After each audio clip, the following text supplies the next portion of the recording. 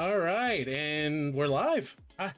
Hi guys. Welcome to the first episode of Shooting the Crit. I am your host with Book of the Dead. I'm Al, and I am joined by the amazingly talented Suze. I'm gonna mispronounce your last name. I believe in you. Try. No, Pontilio. So close. Pontillo. Okay. Oh, I'm married to an Italian. This is gonna be bad. Come on.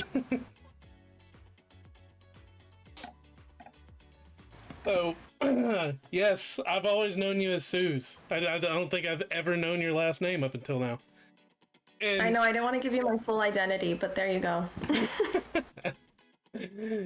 and we are joined with I know Derek's name. Derek Konishak with CEO, creator, owner, main worker for BoardGameBoss.com. Do you want to say the brand? The one-stop shop for all things tabletop? I'll save it for the introduction. It's all good. There you go. Okay. Oh, so with introducing them, I want to go around the table real quick. You guys know me. So I want them to take turns and introduce themselves and say why they're here. So, beauty before age. So, Suze. Thank you so much. Hi, I'm Suze Pontillo. I'm an actor, I'm a director. I just like to play games often, especially with friends. It's my favorite thing to do.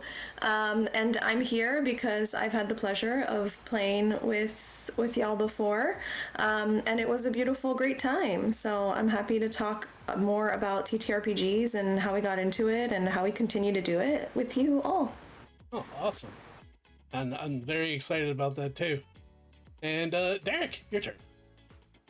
Yeah, what's up, guys? I'm Derek Konishak. I am a longtime dungeon master. I'm a teacher and an events manager in the tabletop gaming space, which basically means that I put a lot of XP into learning how to build experiences for gamers and for my friends. And I also, as Bill mentioned, I also run Board Game Boss. Board Game Boss is my 3D print on demand business.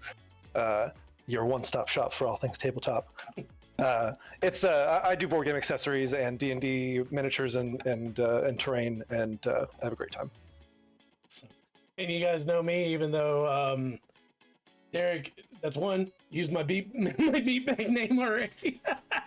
Did I do it? Yeah. Who the hell's Bill? This is Al. Bill is the human that I inhabit when I am not streaming. That is what that is. So, with that being said, you guys know who I am. I'm Al. I'm a streamer here on this channel. I do miniature painting most of the time, and I poorly play video games the rest of the time. You guys have watched my videos here recently of me being eaten by sandworms on Arrakis. A lot. So with that being said, I think it would be great if I'll go last because I'm the host. But whoever wants to go first, let's talk about how each of us got into this hobby to begin with. It's like, how'd you get into tabletop RPG? I can go first.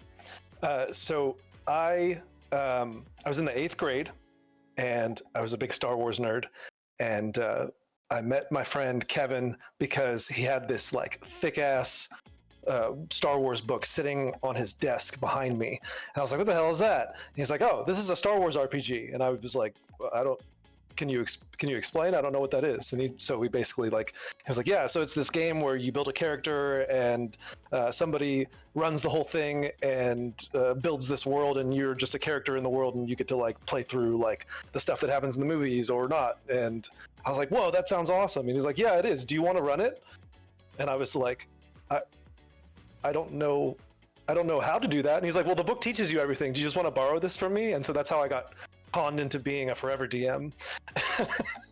So I read the whole book cover to cover, and I ran my first game for like 4 of my friends when I was in the 8th grade, and never looked back. So what you're saying is he wanted to get into the game too, but he didn't want to run it. So yeah, absolutely. Which is how a lot of people start, which is fine. that's all. I look forward to hearing from Suze. I don't think I know how you got into that. Well, I unfortunately have always done theater in my life, so I've always just like loved to story tell and do it collaboratively with friends.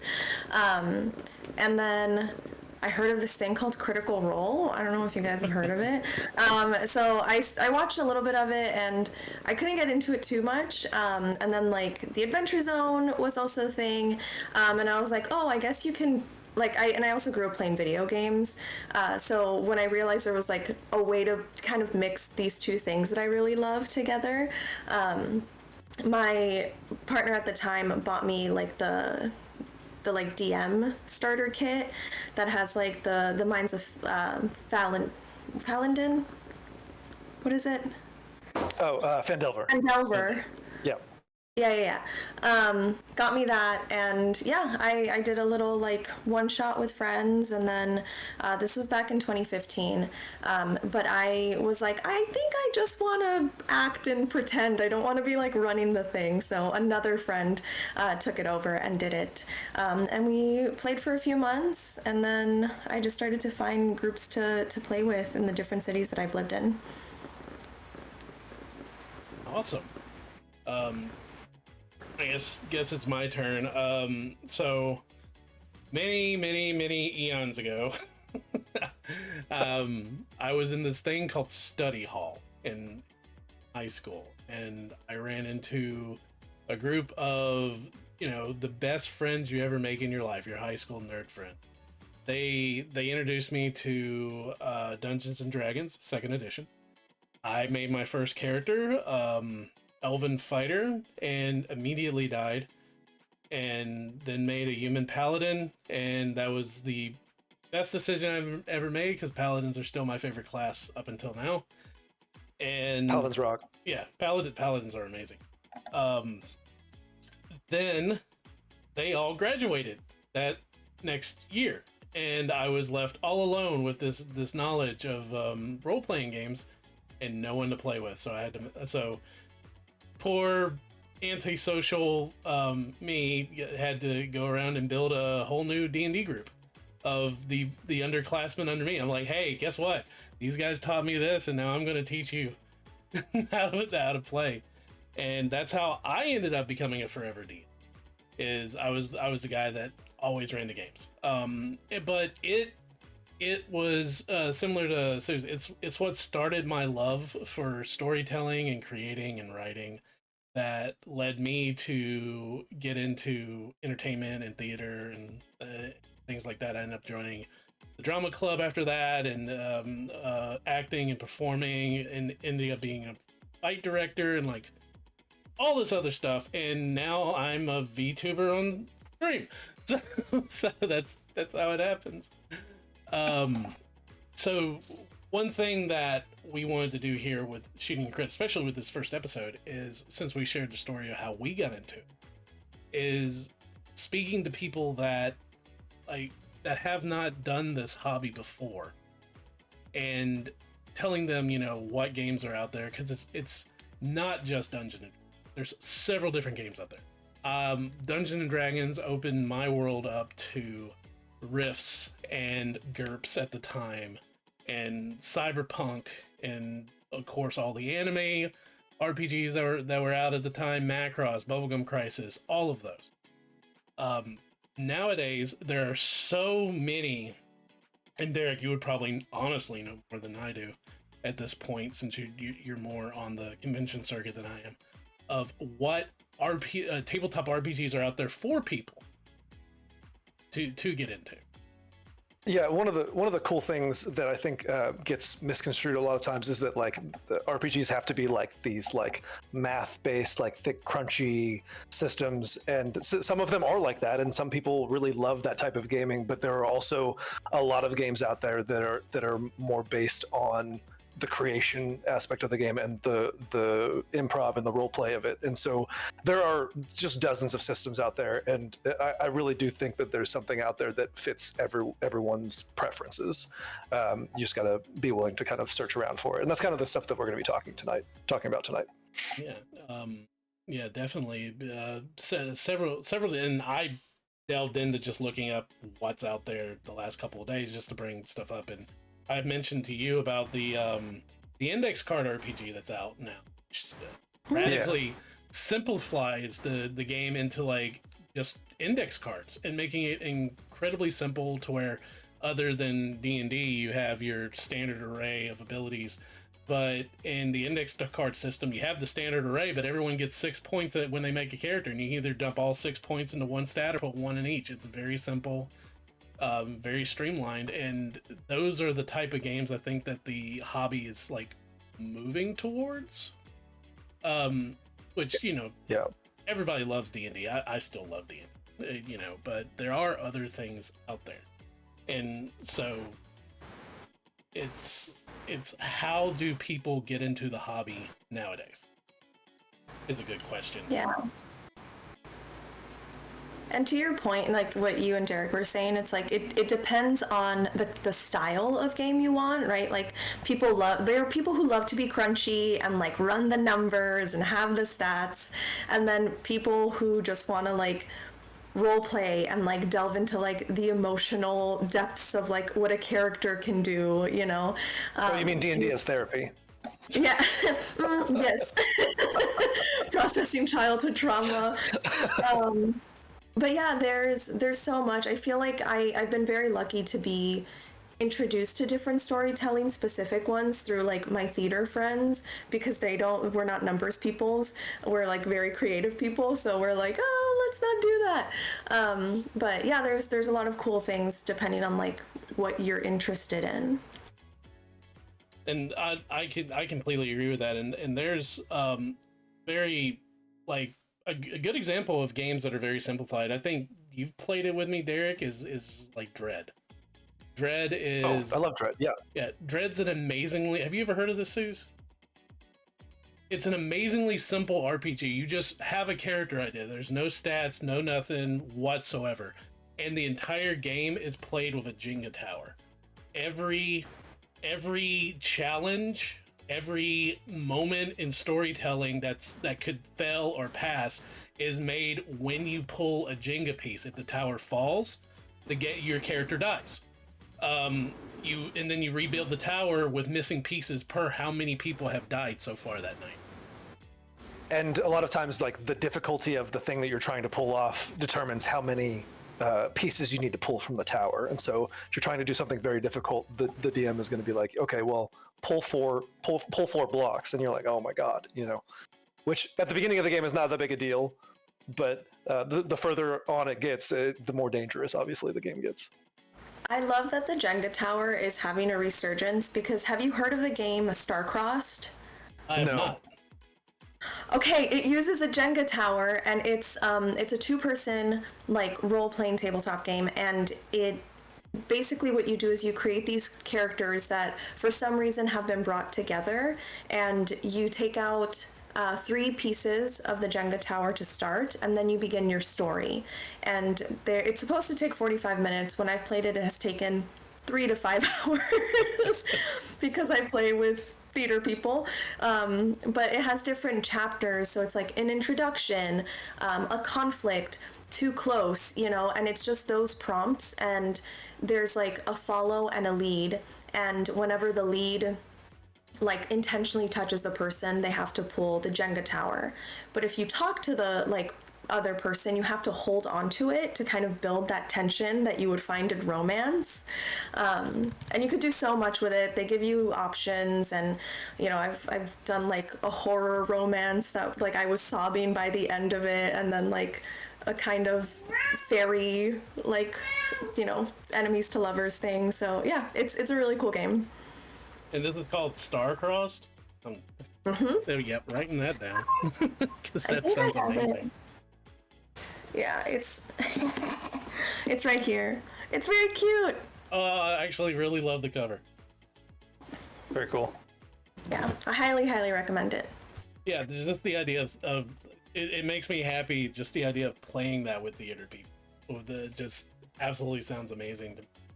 But looking at the RPGs that are out there right now, which, like I said, there's of course D&D, there's StarCrossed that you just mentioned, Dread, which we brought up. There's the index card RPG that I mentioned real quick, loosely, but the index card RPG, it comes out with a variety of scenarios, and it's a system that can be played when you get the book. It can be a superhero game, it can be a fantasy game, it can be a sci-fi game, or it can be like a supernatural western. They have the rules for all of that in the book when you get it, and it's all simplified rules. And that's a good example of something that's broadened when it comes to RPGs. And then there's another one that I talked to Derek about, and it was Blade Brothers, I think the name of it is. I think I'm saying a horrible, like, bastardizing the name, but it's a more refined and focused RPG that's out right now. And you literally are playing thieves in an industrial revolution city, and that's it. Is everyone has to play a thief, and it's a role-playing game. It's very pointed. Like, I've never seen an RPG like that before, where, oh, guess what, you are playing a thief, everybody's playing. So I thought that was pretty interesting. Have y'all heard of... Sorry, go for it, Derek. No, you're okay. I was gonna say, just like in the different ways people have taken TTRPGs and kind of like done their own spin on them, like with the Jenga Tower. But there's a game that I've always wanted to play, I've never been able to, called 10 Candles. Oh, you're talking about this game right here, 10 Candles, that I was about to talk about? I love you. Please talk about it. Yeah, I wish I had a question mark emote, because I have no earthly idea what this game is. I'm excited. Okay, so Bill, you're gonna love this too. Okay, so this game it's almost more of like a ritual than it is an RPG, but it's really cool. So it is horror themed, and I'm gonna read the back because it's like a 2-second read. 10 days ago, the world went dark. 5 days ago, they came. Keep moving, don't lose hope, and stay in the light. That's all that you need to get started, okay? And the way this game starts is you sit down at a table with your friends, and you have 10 candles, literal candles, and there is a process that you go through to kind of like set up the scenario, and each person lights a candle as they're like introducing their character, and then you establish a piece of the world, and then you light another candle, and so these candles are being lit kind of periodically, and they suggest that you use tea candles. And so what happens is, as the game progresses, these candles burn and they go out.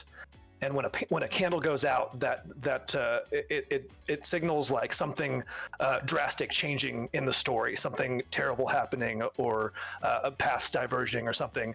And so when a candle goes out, it's this like heart-rending moment where you're like, okay, something bad is about to happen.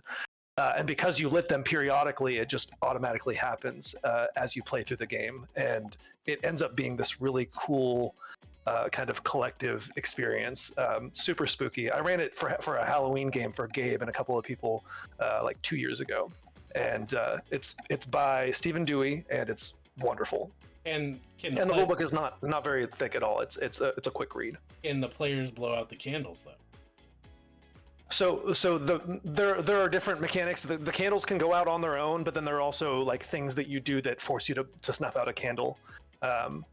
It also uses index cards, and so you have like things that you'll come up with and then pass to the left, and then that person has to include that into their character. And so it's kind of this collective building of both like characters in the world at the beginning of the game, which leads to this really awesome like payoff at the end. Derek, I haven't had the pleasure to play this, but I've always wanted to. Is it true? Because I know that it has been sold to me as like a tragic horror RPG. Yes. Is it true that everyone dies at the end? Yes, absolutely, yes. I love it. Yeah, spoilers. Everyone dies. It's all about kind of like the journey of your survival, and like how this new world in this darkness like tears people apart. I'm pretty sure that our game ended with Gabe murdering the last living character and then like running off into the darkness. Yeah, of course. And then we just heard screams. Well, that's Gabe. That happens when you play Candyland with him. Oh, okay. He's in it to win it. Yeah, he's in it to win it. I mean, he gets violent. So you don't play the game of life with this boy. But And the coolest thing I didn't mention this is like when we played, at least we played in the dark, and so we were playing by these candle lights, and as the candles went out, it got darker and darker, and so that's also part of the immersion and experience, which is really cool. yeah, that's what I liked when the first time I played Dread was really sold thematically with the lights were out. We were playing in a colony ship where we all woke up, which of course instantly sold me because I'm addicted to any sci-fi horror. Like Pandorum, Event Horizon, you got my attention. So the entire room was lit with LED rope lights, and that was it. And so it had ambiance of just, which, tabletop audio, someone was playing the surround sound of the interior of a colony ship, and that mixed in with the idea of the dread of pulling Jenga Tower and everything, and just really sold you immersively into this game. And I love any type of game that you can simplify and bring into something like that. I had more emotions in that than I think I've done in like most of my D&D games.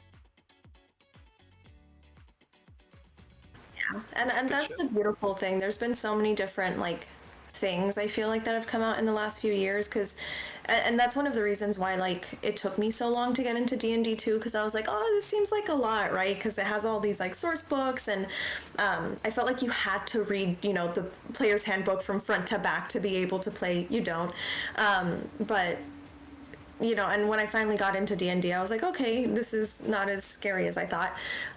But there's like so many new simplified ways to just play different kinds of TTRPGs now, and that's beautiful.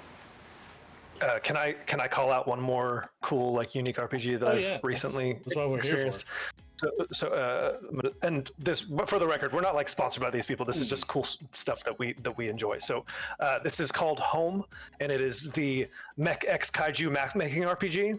I played this with my group of friends. We put out this giant piece of grid paper, and basically the game starts with you building your own nation and kind of like building the world, and it gives you like little prompts, but like kaijus have emerged and devastated parts of the world, and so you're building your homeland, and you build your pilot and your mech, and it has some like short like character sheets that you can choose for your mech, but you get to make a lot of cool choices. But it's a map making RPG, and so all of these decisions that you're making, you're drawing on this giant piece of grid paper, and it's not about like being good either. Like the drawings are the drawings are whatever, but it's fun to like build this world in a completely different way that I've never experienced I've never experienced a map making RPG. Have either of you? No. It's really fun. Yeah. And the cool thing is, like, when you're done, you have this map, and you have these like cities that started out, and they've been destroyed, and so you can see kind of like the progression of the story. You can see the bones of the kaiju that you've killed. You see the wreckage of the mechs that have died, and it was a really cool experience from start to finish. So Pacific Rim, the tabletop game. Yeah, basically, yeah. I have one more game I want to talk about another one that I haven't had a chance to play. But it's like I have in my wheelhouse, and I'm like, one day if I get someone to run it for me. It's called Paradox Perfect. My favorite podcast that I listen to, Not Another D&D Podcast, did it with Three Black Halflings, another great podcast. But it's like a sci-fi comedy, like Mad Lib style game. So you can choose your setting. It could be like cyberpunk or aquaterra or like other stuff, and then it has like different sheets that you and your characters fill out, so you're building the world together. And you kind of do the same with your characters. So it's very goofy. Probably you can make it more serious, but it's meant to be very comedic because it's Mad Lib style, so you could write like truly whatever you want. But that is also a really cool kind of accessible TTRPG that I feel like has been really cool, and that I've always wanted to try. So this is really great. Awesome. Yeah, this is really great because these are games I've never heard of, and typically I stay within the tabletop RPG fields, and because I try to find out a lot of these. And I have the problem of, one, all my friends moved away. So if it's not an RPG we can't play online, it's very hard for me to play. Like, I love the idea of the 10 candles. No earthly idea how you would play that online. 10 Candles is definitely one where like you lose a bit of the experience if it's not in person. But Home, on the other hand, there are some like collaborative drawing apps and things out there that I think that would be hilarious to play on stream, and where you guys can like draw in real time and like add things to the map. I think that would be awesome. I would love to figure out a way to do that. Yeah, I mean, I think anything can be played online. It just takes a little bit of creativity. Like, you could play Dread. You could easily play it. You play it on Tabletop Simulator. I mean, they have a Jenga tower that you could do.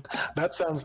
Oh man! So there's a thing in Tabletop Sim called Tabletop Tax, and it's like how difficult things are to do in this space with a mouse, and I imagine that has a lot of it. Oh yeah, Jenga is horrible. Is just like shaking the mouse. I tried to play it by myself just to see if it was feasible, and yeah, if you did Dread in Tabletop Simulator, there's going to be a lot of deaths. Yeah, I bet. It's right off the bat.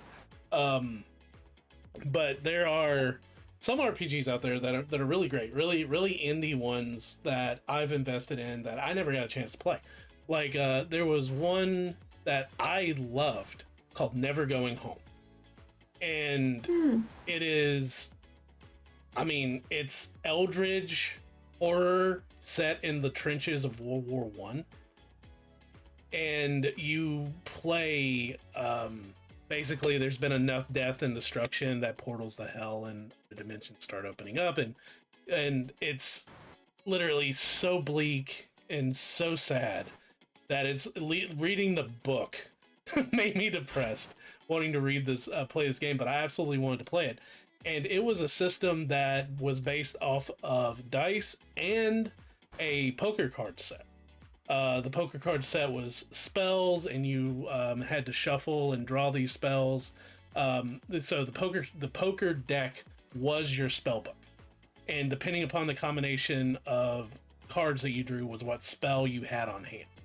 And so you like chose how, you know, it's I liked it, but it's one of those things that I never got around to playing it, and that was really sad. But I in my experience growing up, there was so many, like I mentioned, Rifts, which was fantastic RPG back in the day, that's been picked up by Savage Worlds. And it's Savage Worlds, from what I hear, they're doing a good job with it. But Rifts is a very post-apocalyptic, sci-fi magic setting that was incredibly fun. But it's actually a little bit clunkier than D. when it comes down to things like different damage types, different technology types. So, in Suze, you were saying that like when you first got into you started with 5th edition, right? Yeah. You said that even that was intimidating, getting into it. It's because everyone told me to play a fighter because it's like, oh, it's a little bit easier. Oh my God, no. And I refused. I was like, I want to be a wizard. I'm a big spellcaster in everything I do. I just like being a little witch. So I was a wizard, and I remember my friend who was DMing had never played a spellcaster because they were really intimidated by it. So I had to just kind of figure it out, and I was like, oh, I don't know how to manage all this stuff, but eventually I found like my system for it.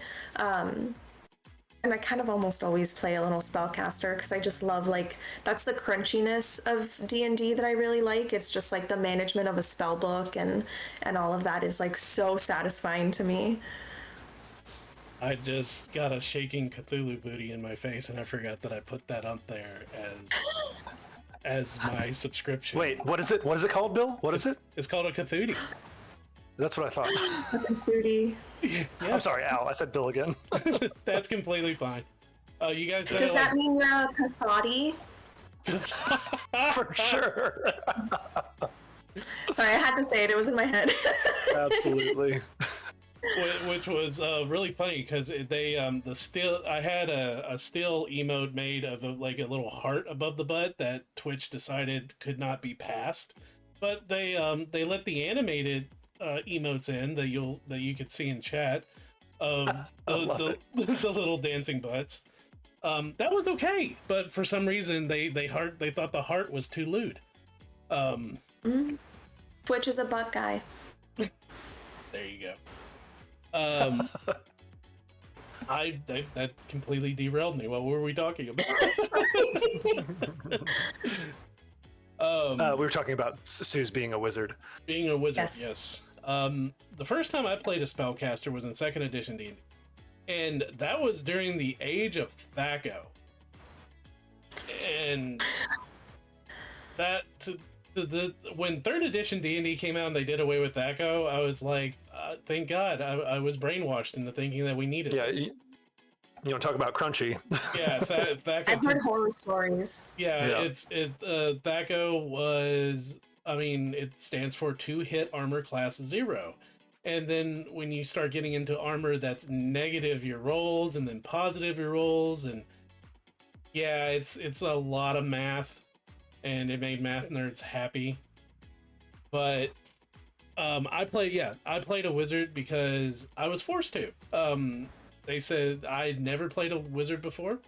I played it in one game, and I was told I could never play a wizard again. Why, Bill? Why? What did you do? Why, Al? Why? Al, why? Long story short, he wanted to do a Harry Potter-esque game before Harry Potter existed, where we were all like mages in a mage school, and then the mage school gets burned down, and then once we become mages, we can multi-class into any other class we wanted to. He's like, oh, I want everybody to start off as a mage, and after you get out of the school, you can become whatever you want. You can stick with mage and become a fighter, whatever. I was like, hey, that's a neat idea. So he wrote me into playing a mage. So we stayed in the school, and it was a plot-driven moment when the DM introduced us to the big bad, and the big bad destroyed the school. And so the big bad had an anti-magic barrier around him, and we were all mages. So of course, nothing we threw at him was going to work, because every spell was canceled. And all I had was a sling on me, because I was a mage. And I went, and we were hiding behind this boulder, and I looked at the DM, and I said, how big's this boulder? He's like, oh, it's such and such. I'm like, okay, I'm going to cast Shrink on the boulder. He goes, okay, why? And I'm like, putting it in the sling, and I'm throwing it at the guy, and once it hits the anti-magic barrier, it's going to go back to normal size, traveling at the same rate of speed. And the DM, like, he rolled the damage, and I killed the big bad, and he was like, yeah, he's like, you can't play mages anymore. That's called problem solving. He doesn't sound like a very good DM, in my opinion. Spellcaster. You could do so much weird stuff. Yeah, it was great. That actually what made me. I like that game. It made me like spellcasters. But in second edition D&D, it was so hard. And to this day, like, I haven't played in years, and there's still rules clarifications, and I ran the game in second edition, and there's still rule clarifications I don't understand. But I like the idea that games are getting more streamlined, simplified. Like, I know there's a lot of hatred for it, but I love 5th edition because I think 5th edition D&D is a good example of a game that you can bring someone into because the rules are simple enough for first-time players to get. Yeah, I agree with that. I think in general it is pretty user friendly, and as long as you have like one person at the table, preferably the DM, who knows what's going on, you can kind of like muddle through. But there are also, there's a lot simpler tabletop RPGs out there, and there's a lot more complicated ones. And there's some that are just strictly, even back in the day, strictly for comedy value. Because did either of you ever play Paranoia? It just got a revamp. I know. Yes, I've played Paranoia. What is that? Paranoia is a game that think of Logan's Run on crack. You're given 5 clones when you make your character because you're gonna need it. The game is pretty much run by a master computer, and the DM plays the master computer, and you have to keep the computer happy, and you have to be happy. And if you're not happy, you're not keeping the computer happy, and that means you gotta die. I'm so fascinated. That told me nothing. Yeah, that's It's very like open ended, and you can kind of make it work in whatever scenario you want. But like it's yeah, you die and then you immediately are brought back as your next clone, as if nothing That's happened. wild. And it's very goofy. But yeah, it's an incredibly funny game. But it's called Paranoia for a reason, because you only have 5 lives and you can get one-shotted very easy. Another example of that is a very, very popular tabletop RPG is the Dark Heresy RPG for Warhammer. I've played several games of that, but that is also a very unforgiving game when it comes to of just anything can freaking kill you in that game. And there are, like, if you're wanting to get into tabletop RPGs, if you're getting into it because you're a Warhammer fan, that's perfectly good. But that shows the difference between some tabletop RPGs is, I think Dark Heresy is like a good example of, oh, I want to get into this tabletop RPG. You really need to kind of read the fine print. It's not a very friendly game. I mean, it's got dark in the name. Yeah. Yeah. Might just be my experience, but I feel that way about Warhammer in general. The lore that is is just correct. so intense. I dated someone who would go to sleep listening to Warhammer lore videos, and for 3 years, and I would be like, what is happening? Because I would just wake up to the weirdest things, and like then there's Warhammer 40K, and then it just like changed the vibe. I was so confused.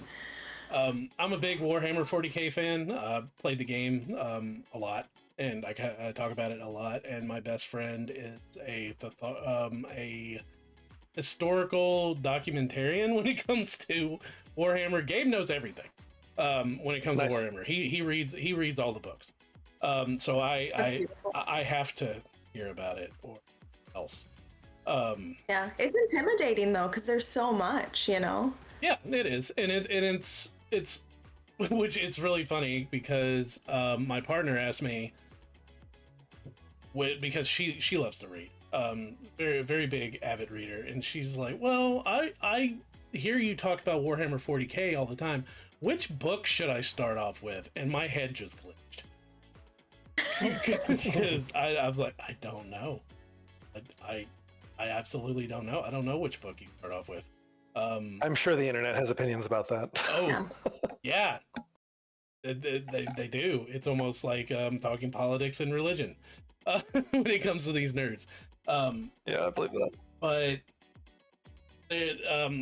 getting off the subject of tabletop RPGs, there's literally a tabletop RPG.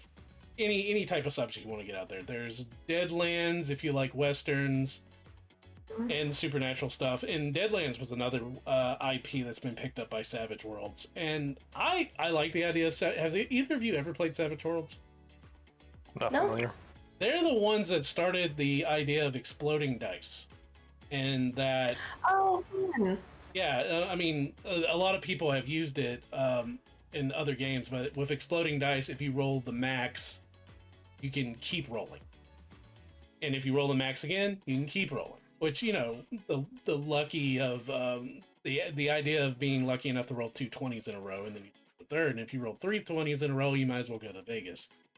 But yeah, the idea of exploding dice, of just turning, you know, a moment into something epic. That's like each tabletop RPG, I think, usually has that one niche or that one thing that sets it out from the rest, and Savage Worlds has it with floating dice. I don't want to be hogging it because there's a lot of different other RPGs with great ideas out there that make them stick out. So we haven't talked anything about like there's a ton of sci-fi RPGs out there. Starfinder is a big one, and that comes from, if you've heard of Pathfinder. Pathfinder is like a fantasy RPG. Starfinder is the sci-fi version of that. Really good. I'm a huge Star Wars fan. There's several really solid Star Wars systems out there. One of them has the dice don't have numbers on them; they only have symbols. And the symbols all mean different things. That's a really interesting system, Galaxy's Edge. Yeah, we would be remiss to not talk about sci-fi stuff. I have a love-hate relationship with Fantasy Flight. Because of that, I'm not knocking Fantasy Flight games. Fantasy Flight has some fantastic ideas. I have a couple of their RPG books, which they did a tabletop RPG series, which is amazing. Each little book is a different series on how the world ends. Like, one book is 3 different scenarios that are alien invasion that leads to apocalypse. One book is 3 different types of zombie scenarios. One book is 3 different types of religious ending of the world, from the Rapture to Ragnarok and everything like that. But these books, this tabletop, and I hate talking about it because it's out of print. Lucky enough, I had a buddy of mine that was working at Fantasy Flight at the time that was like, hey, these are out of print, here's the series, and just sent them to me. But the object of this tabletop RPG, that are these 6 books, is you play yourself. Yeah, and I've heard of this.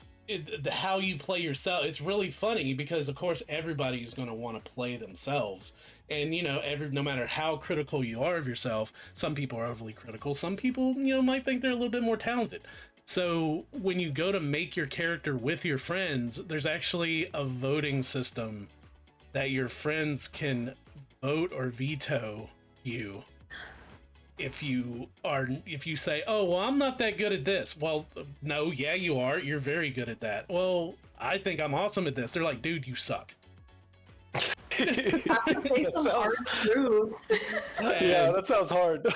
And I love that aspect of it, but my biggest complaint always with Fantasy Flight is it feels a little gatekeepy to me that they always have to come up with their own dice sets. Like, it's the regular standard dice, but they just get rid of the numbers and put symbols in. I'm like, why? Just have it where you can play with a regular set of dice. Why do you have to have it where you got to get your money on the back end too, that you got to sell the dice, the special dice for this game as well? So have you actually played the system? Because the way the symbols work is actually really cool. Yeah, I've played a little bit of the Galaxy Edge, and I played what was that Star Wars tabletop game they released? Not the one that's out now, but the precursor to that.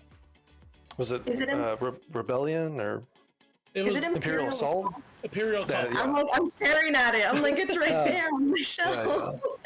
Yes, I played Imperial Assault. Yeah. For the people who don't know how it works, like you have different sizes of dice. So like a D8 would be like, you're skilled in this thing, and a D6 would be like, you're naturally like good at this thing. But if you're very good at something, you have like a D12 or like a larger die. But then the DM adds, or the game master adds, difficulty dice. And so if something is very difficult, you're going to add a different color D12 to your hand. And when you roll, the symbols kind of like cancel each other out. And so you can fail, and then there's this other symbol that's called advantage, and advantage can be spent to make something good happen even though you failed your roll. And so it's like, I fired my blaster at the stormtrooper, I miss, but it hits a panel next to him and sparks fly everywhere, and so he's blinded for a round. Like, that's an example of failing but with advantage. And so I've set up the next person to like succeed, hopefully. Or that's I like that kind of like cinematic aspect of it, and I think it encourages that role play. I absolutely adore tabletop RPGs that do that, and one that was really good at it was Exalted. And Exalted was one of... I'm not familiar. Oh, I don't even know if it's still in print. It was around the time 3rd edition D&D was out, Exalted was making it. I call it a big shoulder pads game. It's like you think of like World of Warcraft, the fantasy where everybody's using like really insanely large shoulder pads.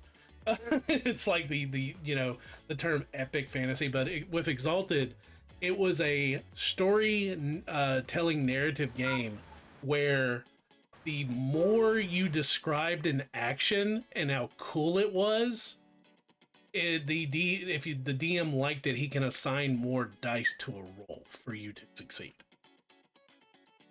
Gotcha. And I thought that, like, if you go in, it's like, oh well, it's a bar, it's a tavern, there's a bar fight going on, and you're like, well, I'm just gonna punch the dude.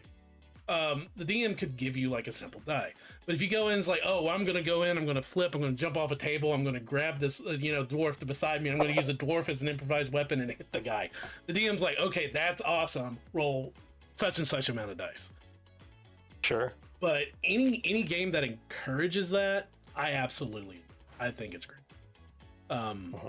But that goes into the rule of cool. Yes, the rule of cool, which to this day I still, in a lot of my games, I go with. And it's Derek and we've been playing around with an idea for role-playing games, especially with D&D. We have what's called a justified role now that I've put into my games. And I think you said you started using them too?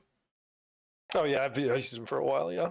And that's the justify role is okay, simple, using D&D as an example. It's like, okay, we'll do a perception check. Well, perception is wisdom based. Well, what if you're a character that's based on intelligence? What if you're a character that's based on another ability? Well, with a justify role is I say, okay, well, you need to see this going on there. If you can justify a skill you're good at and explain to me how you're using that skill to spot this or do that or do something other than the perception skill, I'll let you roll that skill instead.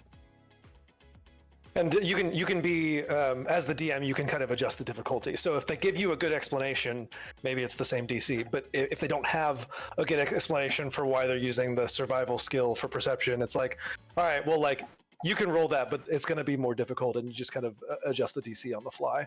But I like that because it's what Al and I were just talking about. It encourages players to play to their strengths and be creative with like the things that they can do.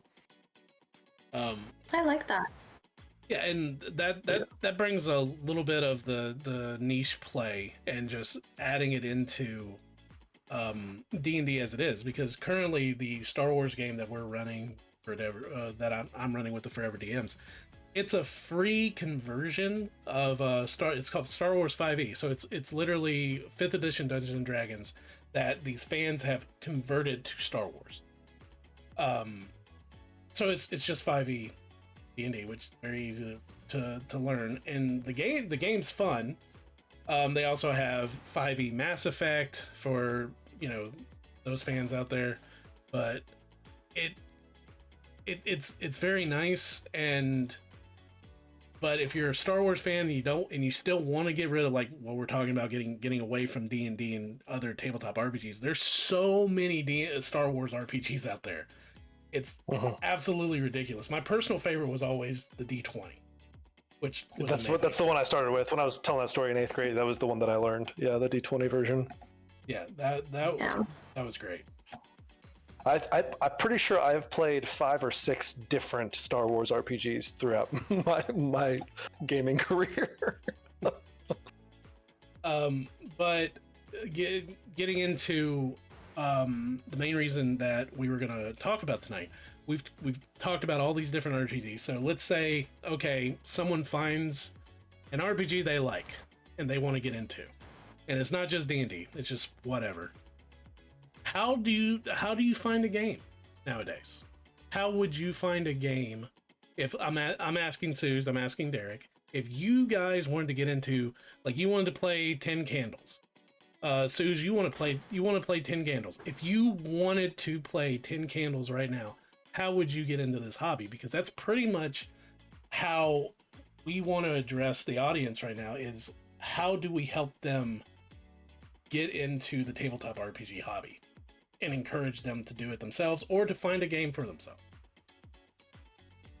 I haven't played 10 Candles, so this will be advice for me too, because now I'm like, why haven't I played? Why don't I go find a group? Yeah, I'm very extroverted, so I think my answer will be deeply different from like other people.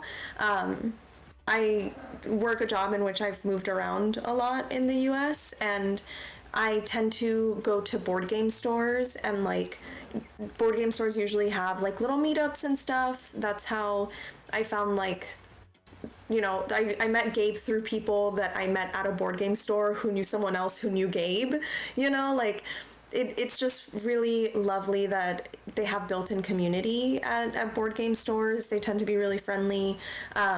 Discord is really big now too. Like when I moved to Seattle, I came here not knowing anyone, and I went to Mock's boarding house, and there was like Emerald City Gamers Collective, which I think has now died, but it was a Discord channel where people were just doing like open games and different types of TTRPGs.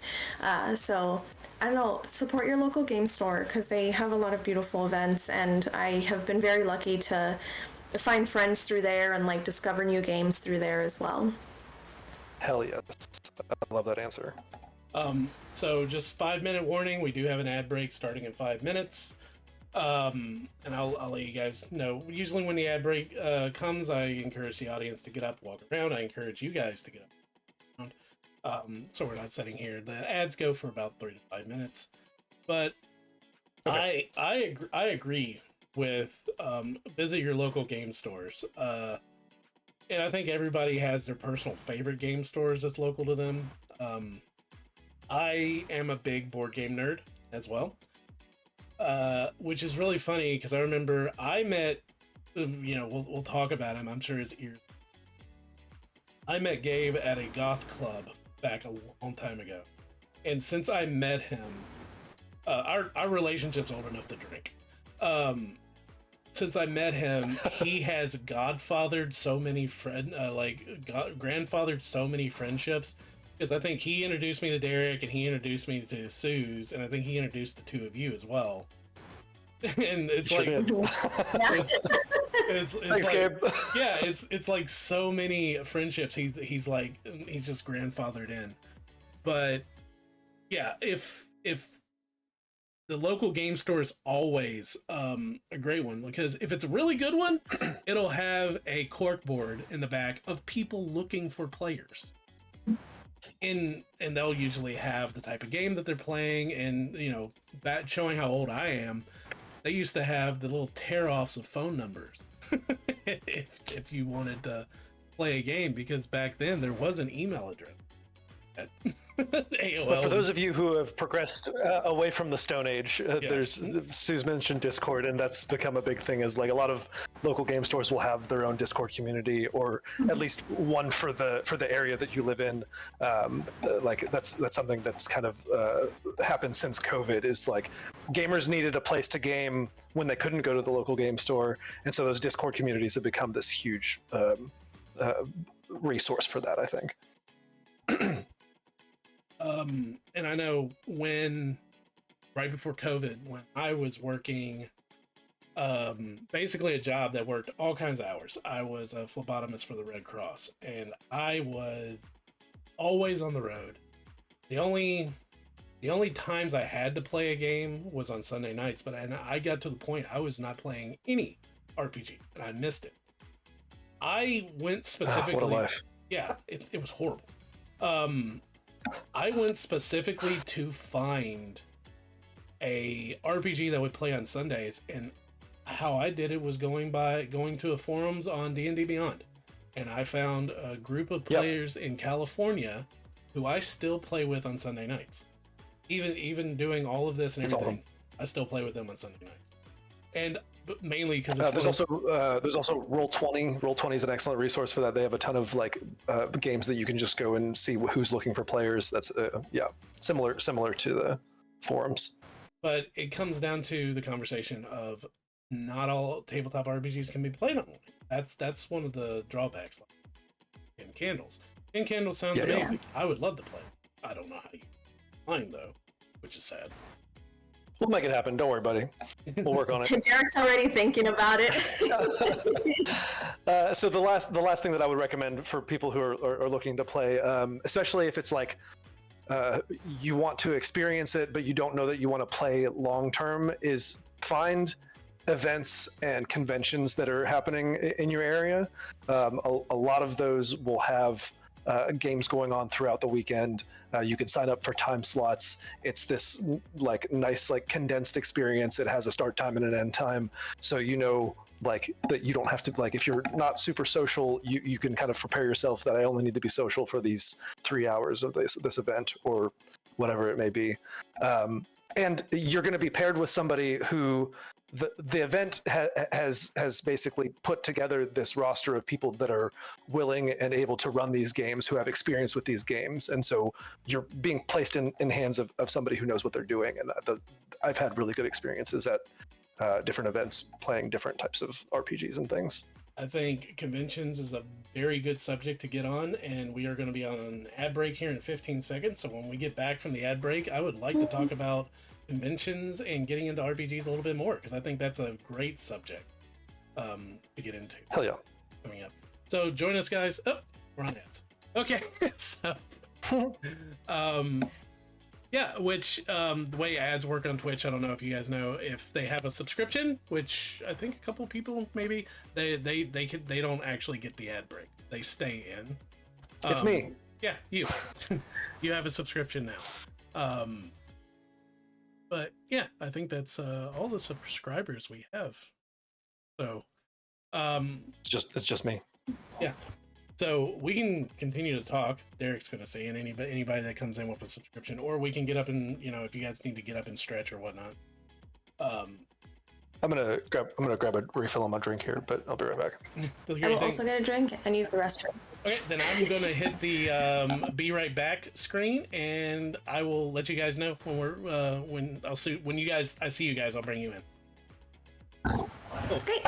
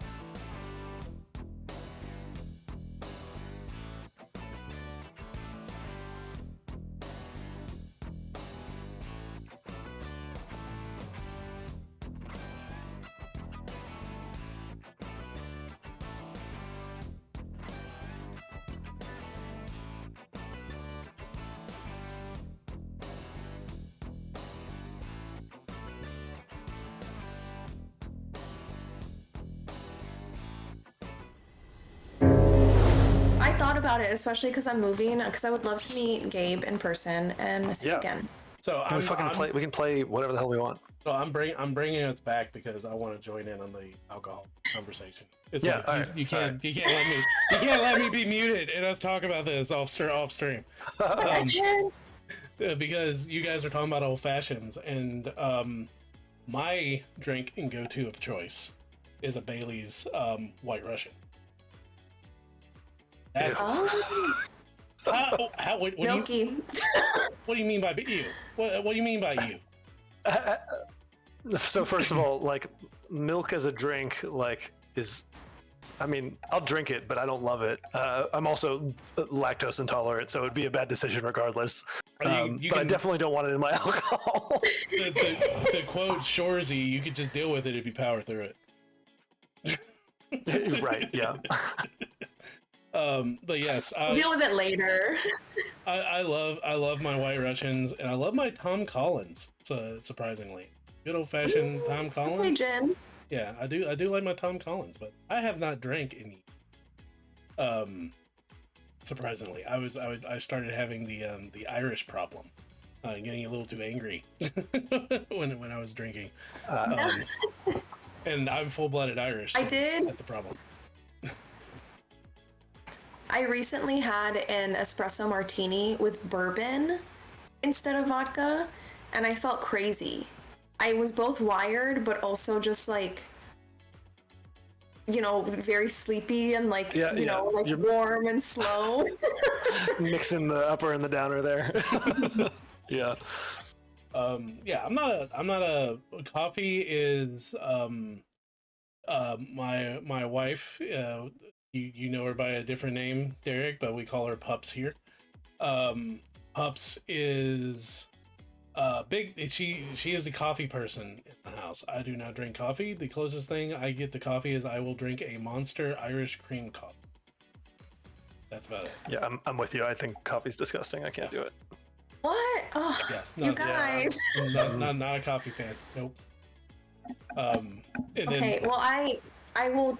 If I ever see you in person, I will make you Cuban coffee, the traditional Cuban Miami way, and maybe that will change you because it has changed the minds of others.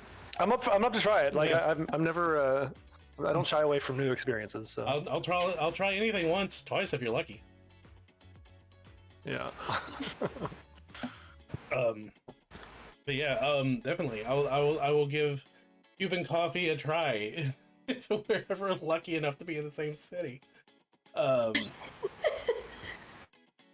But on that note, we will segue from coffee to conventions. I'm sure there's coffee conventions. You need a lot of coffee when you go to conventions. Oh, back or alcohol. Or that I mean, where do you think a Red Bull alcoholic drinks came from? You know that was made out of corn. There's calling back to like how you can join. There's one of my favorite events in the Louisville area is called Slur Your Roll, and it's an RPG night that happens at bars, and the bar kind of like rotates. But great experience. Speaking of that, Derek, you've got to tell chat and anybody that's watching this in VOD about Heroes of Arcadia. Oh yeah, sure. So okay, yeah, this is good. I wanted to talk about this earlier actually. So there are a bunch of tabletop games out there that are not RPGs that can kind of be played in place of that, or it's like a good introduction to that world. And some of them are very crunchy, and some of them are not. So like, there's this game called Shadows of Brimstone. It has all of the board pieces as you kind of like explore this dungeon. You place them out, and it's all kind of like it follows rules. It's procedurally generated, but you play a character, and the character gets to level up as you play, and the character can die. And so there are RPG tabletop games that are like, not exactly an RPG, but you kind of get some of the same experiences. Heroes of Arcadia is great. It is a drinking game where your cup is your player piece, and it has, Susan's showing Merlot there. Can you flip it over? So on the back side there has the lines there kind of track your health. And so at the beginning of the game, you start off at full, and you start out and you're exploring this hex dungeon. and you're going to encounter monsters. And as you fight these monsters, the monsters are going to deal damage to you. And damage is you drinking down to the next line or the next 2 lines, depending on the monster. And it's also competitive, so your friends are backstabbing you and throwing fireballs and getting you to drink as well. And it's just a really fun, lighthearted kind of like dungeon crawler. It's an excellent introduction to like the tabletop gaming space because it's user friendly because it's a drinking game. It's not supposed to be super complicated. But that also means that it's good for people who aren't familiar with games. That's fairly easy to pick up on, and it's all drink puns. So like all the monsters, all of the characters, the cards are some kind of alcohol pun, and that's one of my favorite parts of the game. Also, the art is all really cutesy. The guy who did the art used to work for Lego and does like the minifigures and stuff for them, and so he's very creative and fun. So. I also want to mention. Oh, sorry. No, go ahead. Love Heroes of Arcadia. I think that's how we first like bonded, Derek, because I didn't know that you had anything to do with that, and I was like, wait, I love that game. But board games is like a way into like TTRPGs is also like a really beautiful thing because I remember. I had friends that were like, I want to play D&D, but I'm a little like scared and nervous. And I'm like, oh, well, let's play like Betrayal at Baldur's Gate. You know, absolutely, yeah. It has like a lot of D&D flavor. And I was like, okay, whatever character you pick, like build out a story and like, let's like build, if you want to do a character voice. And I had some friends who played that and it was like a little foray into like role-playing games, but it was with a board game. That's an excellent example. Adventure. Yeah, Call to Adventure is also really good for that too. Along those lines, there are a bunch of tabletop games out there like that. Yeah, along those lines, because we're speaking on my secondary hobby, and that is board games. I absolutely adore board games, but D&D based board games. I know there's more now, but part of my collection there's condensed like self-enclosed box of Wrath of Ashardalon, which is one of them. Love it. Castle of Ravenloft. These are self-enclosed adventures, and the DM is a deck of cards. So Shadows of Brimstone, the game I was talking about, is like a successor of those games. It works the same way. Love them. Yeah, and those are a great introduction to tabletop RPGs. I mean, I know we're trying to get away from D&D and because a lot of people are just like, oh, there's D&D, but there's so many other aspects and so many other games out there. Another really good one that I can't speak much about, but I know about is Gloomhaven. Like, oh yeah, Gloomhaven is, I haven't had the privilege of playing it, but it has a massive following. And to that, another respect in that is Kingdom Deathmonks. That was the one I was going to bring up. Yeah, but oh man, the artwork is very amazing. But if you are fans of like animes like Attack on Titan, or any anime or TV show where nothing good ever, you would be a fan of Kingdom Death Monster is this like really bleak, gross, over the top, like brutal world that you're living in, so bleak. I got into it as a mini painter because the minis are amazing for this game. The monster minis are incredible, but the game is literally everyone wakes up in like a purgatory like environment.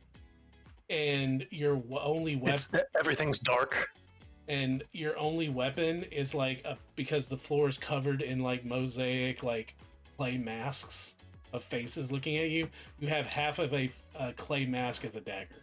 That is first weapon. So you have to kill these monsters, which are the minis, and you gain resources from them, and you have to build your society in this game. And when things happen, you have to make decisions that advance your society. Like when you have your first character death, it's not necessarily the end of the person. The person can make a new character, but the party and the people in the game have to decide whether they're going to bury the body or if they're going to consume the body and gain resources into their society, thereby turning their society into a cannibalistic society.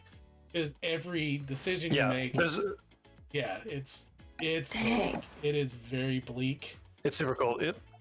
There's another decision you have to make fairly early on in the game about how you treat your children. Like, is this like a Sparta style society where like the weak are discarded, or are you like coddling your young? And so like, and that's going to adjust. Like, you might have a larger population if you're doing that. But if you choose the other one, like you're gonna have a smaller population, but they're more like hardy, I guess. They're more likely to survive, and every decision you make completely changes the course of the game. It's really cool. And every monster you kill, which they're incredibly detailed, and every fight is basically like a video game boss fight. But this is another... And there's no DM. Everything's like an automated deck. Like each monster has their own deck that you kind of like flip through and set up at the beginning of the encounter. And yeah, Cool. it's all automated.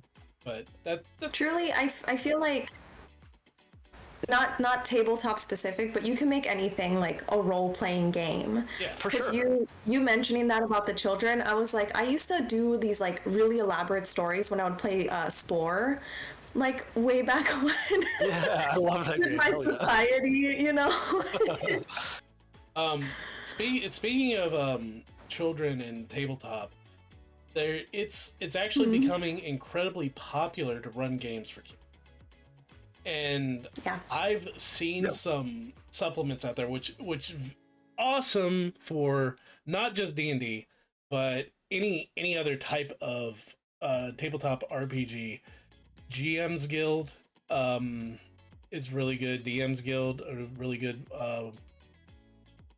online sources for small adventures and whatnot for almost any tabletop system out there. Like there's one that I really like. It's designed to work with any system, and it's a game pointed towards kids, and it was like Pantheon of Gods meet the Muppet Babies, as you are playing characters in a nursery, a deific nursery, and you're taking care of the baby version of every god. Hilarious. And I love that so much. the artwork is amazing because, like, you know, you have a baby Sphinx, you have a baby Bahamut, and you are each you know, with the DM, each character, each baby deity has its own personality, and so the players are just role playing these characters that are having to take care of the baby gods, and that's a adventure that's pointed towards kids, which is absolutely amazing. Yeah, I have a friend who is DMing for like the two kids that they have. I think, I'm trying to guess how old they are now. I think they're like 6 and 8. And as they get more comfortable with math, like kind of adding more elements, but they're using like D&D 5e as like a template for the kids, but they're like painting minis together and creating characters together, and it's just been a really sweet bonding activity for the family. And then also in that same vein, I know Seattle Children's Theater runs like D&D games for kids at their theater. Like it's part of a program that they run, and I think that is just so cool that like one, it's more in the mainstream, but it's becoming so much more accessible to get into it as a child and like learn what it means to work together and tell stories together and like play, you know? Yep. I really like that idea. I know a lot of schools are getting into bringing. Yeah, I used to run the D&D club at my school when I was a social studies teacher. Even It's a good time. I think it's a good introduction into like how to be social. Like there's a bunch of awkward kids out there, and a lot of them gravitate towards Dungeons and Dragons, and like so hosting those clubs is a way to kind of like teach them like to consider other people's feelings and to interact with their peers, and it's just a really valuable experience all around, I think. I completely agree with that. Even back in the ancient times when I was in high school, we had a D&D club that was run by our math teacher, which was pretty interesting. He actually had some Larry Elmore prints up on his walls. Really neat. But yeah, it's a very valuable tool. These tabletop role playing games, because they're actually being used as therapy tools now. And you know, which Pups, being a therapist, at one point in her life was delving into something similar to that when it comes to the use of RPG, and wanted me to help out, and I'm like, you don't want me around people, huh? I'm like, I don't write I don't write nice stories. I write very dark stories. Billy, I think you need to grab one of those one-page out RPGs. You know, I know you're familiar with Honey Heist, right? Oh yes, I wanted to talk about that. Actually. This guy named so his name's Grant Howitt, and Grant Howitt, you've probably seen him in a bunch of things. He's been featured on Critical Role and the Adventure Zone, but he has all of these one-page RPGs. Honey Heist is the most like famous one. But like literally it's one page, all of the rules are there that you need to know about the game. They're super like user friendly because of that, and a lot of times it just ends up being this really fun, goofy experience. I ran one for my best friend who's getting married. He wanted to have a session for his bachelor party, and so I ran one called The Rapid and the Righteous, and it's basically the Fast and the Furious movies, but like on a one-page rule book, and it was so much fun. I don't know why I didn't put it together with that name, but that is genius. Oh yeah, it was great. And there's 3 skills. It's like drive, shoot, and talk, or like something like that. Family isn't there. Yeah, like literally every skill. It's like, okay, are you driving? Are you shooting? Or are you talking? And it's like, oh shit. See, I played Honey Heist, which is very funny because that was before the Forever DM days. That was the night that I first met Sean and I first met Jacob, which were excellent. two of the DMs in the Forever DMs. Was Jacob running Honey Heist, and to this day, this is one thing I love about playing different tabletop RPGs. I always learn every new tabletop RPG I play, I always learn a new rule that I love, because each one of them will have something different. And with Honey Heist, the flashback rule is one of my favorite rules I've ever played in a game, and that was that's a good one. I absolutely love. Have you ever played Honey Heist, Suze? I was gonna say more, please. Okay. So Honey Heist is so you're at HoneyCon, okay, and you want to steal all the honey, and so you need to like figure out a plan to do that. But the catch is you're all playing a bear. bears. Everyone's playing a bear. So it's a heist game, like a heist movie. So you think about all the heist movies that you've ever seen.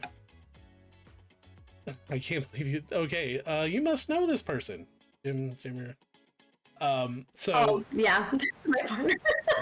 with Honey Heist, with any heist movie, there's always that flashback moment.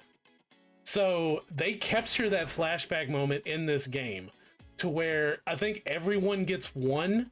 So if you encounter a problem during the heist that you need to communicate with everybody else and you don't know how you want the group to handle it, you can say, okay, flashback, and then you get to role play the planning of the event. Remember, we talked about this. Remember, yeah, it's so you get the role play before, like, say you come up and you run into a guard, and it'd be like, okay, how are we gonna handle this? And so you flash back, and then at the table, everybody's role playing their character, but it's a flashback of discussing how you're gonna handle it if a guard shows up. And I thought this was That sounds very fun. it's an amazing rule. I thought it was great. I had such a blast with Honey Heist. It is definitely one of those one-page RPGs that's absolutely amazing. This is one that I ran for my school D&D group. They loved it too. Yeah, but it's I did want to touch on.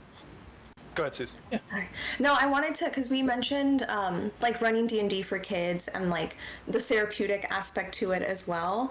And there's this company, Geek Therapeutics. Derek, you probably see them at cons all the time, specifically PAX, but they do a lot of relating like therapy concepts and like wellness concepts to like nerdy things. Like I have the Legend of Zelda Geek Therapeutics book, which is beautiful, and a little like card deck. But they do a lot of things of just like how to use TTRPGs and D&D specifically to be able to like process things, and like how can we use that in ways to have kids like talk about big feelings and like process big feelings. And yeah, I just think it's cool. Yeah, I love Geek Therapeutics. I picked up a book from them when I was at PAX East called The Psychology of Dungeons and Dragons, and like the subtitle is literally like how to be a better, happier player or game master, and like it goes into like why D&D is such a fun experience for everybody, why people are like seeking out these types of experiences, what are the feelings that they're looking for when they're coming to play this game, and how to like encourage those feelings. And it's very, very good. I love the whole company is really cool. Yeah, I think we saw them. They're at Gen Con, right? I think I've seen them at Gen Con before. I'm almost positive, yeah. And back when I used to guest DM at Dragon Con for events, I think they were down there because I was the DM that ran the Bear Pit tournament back in the day during Dragon Con, which I don't know if you guys are familiar with the Bear Pit, but the Bear Pit is back many years ago, during the 3rd edition and 2nd edition D&D days. You could create a character. Everybody was given a number of experience points and gold, and you built the character on that. Like, so you spend this much experience points to build a character of any level and this much gold to fill them with magical items. And you had your character and a DM, and it's the same DM, and you're just run in an arena. This is all for min-maxers. And you run in an arena and you try to survive as long as you can from fight to fight, and whoever survives the longest wins the tournament. That's cool. Very gladiator. Yeah. I love it. Yeah, so we were talking about the crunchy number guys. Yeah, that was where I cut my teeth with min-maxer players, was having to deal with that for years.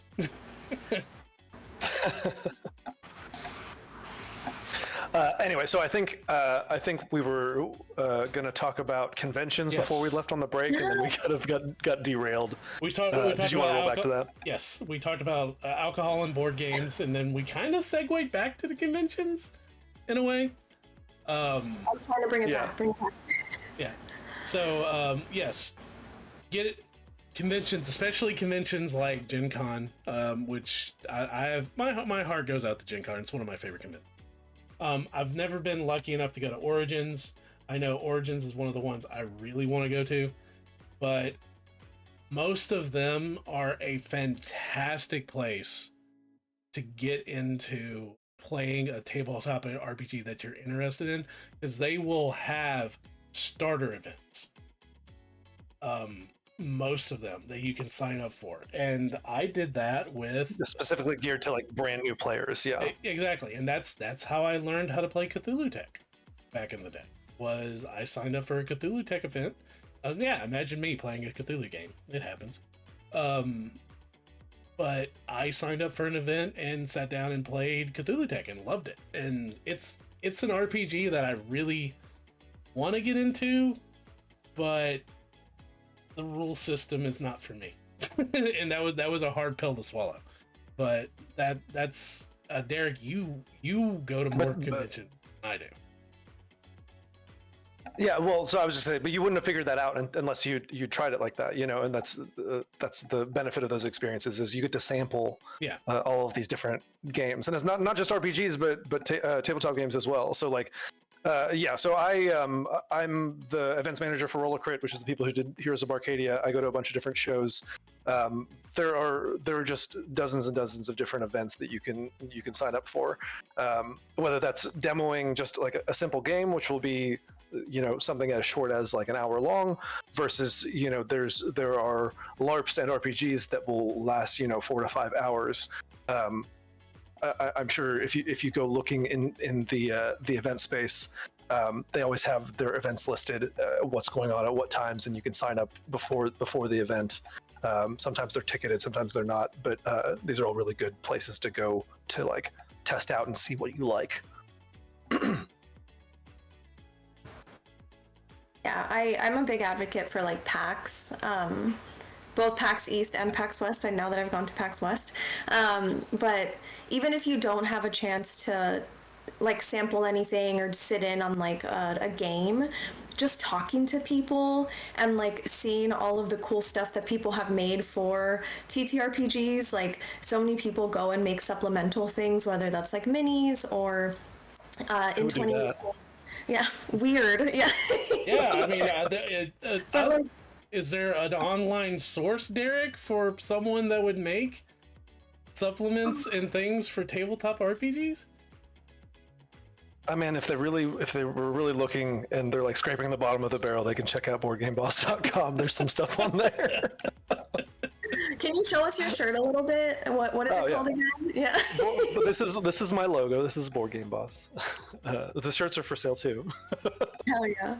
No, but I wanted to say that in 2018, I remember like I went and I was going to start DMing, and I was really daunted by the fact because I just get lost in the sauce when I DM, and I like need to build out the world and like build every character.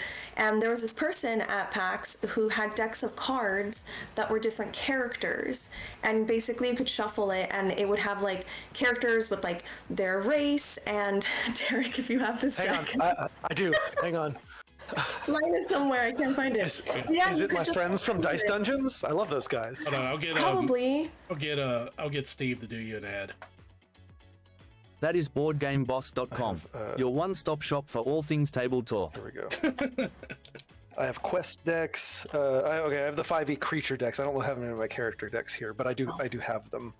But yeah, the Dice Dungeons is a company that does. There's a bunch of them out there that do them, but they'll have like little quest decks, and you can pull cards out for like quest hooks, or if you need inspiration for a character, you can pull the characters out. They have cool art on the cards a lot of times. Like, oh no, that's not a good one. What do we got here? We have the werewolf, lycanthrope. I think mine might be different, but like this cool guy, he's a construct. Yes, please show me. But then it has like personality traits, skills, flaws, goals, a secret, and Awesome. It's just such a beautiful way to, if it feels daunting to like build a world or even create a character, like this was so cool. And like I've used it for people who are like, I don't know what to do because there's just so many options, because like there is so many options. Yeah, and then there's also the quest hooks and stuff is another stack of stories. There are so many cool resources out there. Yeah, you're right. Absolutely right. So is this for a game itself, or this universal and can be used with any tabletop RPG? This specifically is for D&D, like 5e. But I'm sure you can grab Sindleferix, a human, and throw it into wherever you want. Yeah. Yeah, and the quest hooks are very like system agnostic. Actually, Dice Dungeon has like themed quest decks. So if you're doing like a sci-fi thing, you could buy their sci-fi deck. If you're doing a horror theme, you can buy their horror deck. It's fun. Yeah. With talking about tabletop RPGs and D&D, I think one thing we need to touch on is something that's happened here recently within the tabletop world is Darrington Press has been releasing Daggerheart, which I have not been lucky enough to play. I want to play. It's sitting in my Amazon cart. It's really funny that you bring that up right now. But with My partner has been reading it nonstop, and it seems really interesting. But they also just recently brought on board. God, their names are escaping me right now. Jeremy Crawford and Chris Perkins. Yes, Jeremy Crawford and Chris Perkins have been hired on at Darrington Press with Critical Role, and these are two of the big names within the D&D, the D&D, spectrum or environment. They've basically been leading all of the story decisions and rules decisions for 5th edition D&D for the past, I don't know, 10 years. I'm not sure when they started. So so the fact that they left Wizards of the Coast and are now working for Darrington Press is kind of a big deal. Yeah, it's something that I'm excited about because I love any new RPG coming out, and I don't think there just needs to be one big name out there. It's, to me, variety is a slice of life. And so the idea that Daggerheart is getting so much momentum behind it, I want it to be good. I really want it. But it's one of those RPGs that I'm gonna have to sit down and teach myself. I think we should all learn by playing a game together. Fine. Only if someone had a streaming channel where we could stream it. Do you know anyone? We'll have to think about this one, Suze. I hate it here.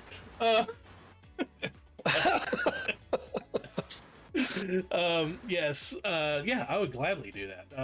Run a game or learn a game. Well, you know what? We got plenty of DMs. Derek and I are here, so we'll just rope in one of the ones that aren't here and say they're gonna do it. So yeah. We'll say. And you learn by playing. We'll figure it out. Oh, for sure. Yeah, I have faith. Definitely. But the yes and is strong with this group. That is my favorite thing as a DM. And it works with any table. Is the yes and the playing off your players. That's where I get my fun as a DM. Is I write as little as possible and react to what the players do. That is where I get it puts me on the ball and creates fun little adventures like a random space station that people go to. Because I had nothing planned, or you guys taking an extra stop along the path of going to a planet and deciding to go to a random ass space station. But I love. See, Bill, it really speaks to the confidence that your players have in you to just come up with shit on the fly. But that's something that I feel like we're getting a little away from the idea of how to get into that. But so we covered conventions, we covered Can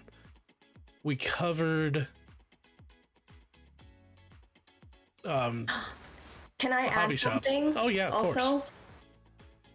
Yeah.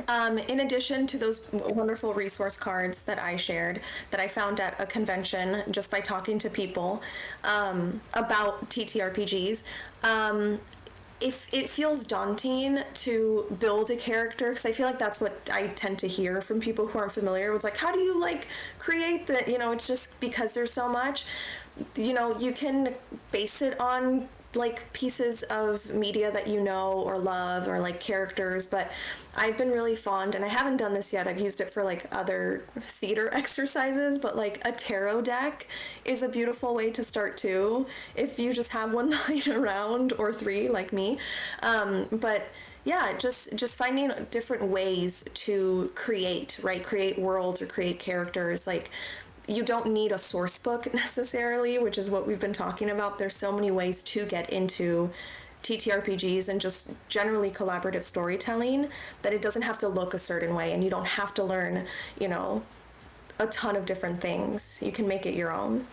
Yeah, and going off of that, it's the rules are one thing, but also it can be daunting to go and try to just come up with a personality on the fly. And so if you have favorite characters from the TV shows that you watch or the video games that you play, like there's nothing wrong with starting with that as a baseline. Like, I really like this character, I'm going to pretend to be this character, and then just kind of see how it evolves from there. I think that's a really good a guide for players that are brand new or who need that kind of that crutch or whatever you want to call it.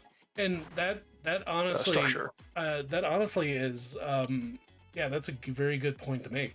Because starting out as a player, almost every nerd boy in high school that got into D&D made Drizzt the Drow at one time or another.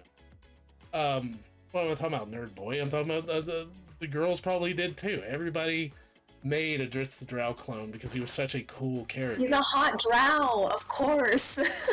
See, in my middle school Dungeons and Dragons group, all of my kids made Dragonborn fighters. I had like 4 Dragonborn fighters, and then like an elf with 2 swords who was also a fighter, and I was like, oh my god.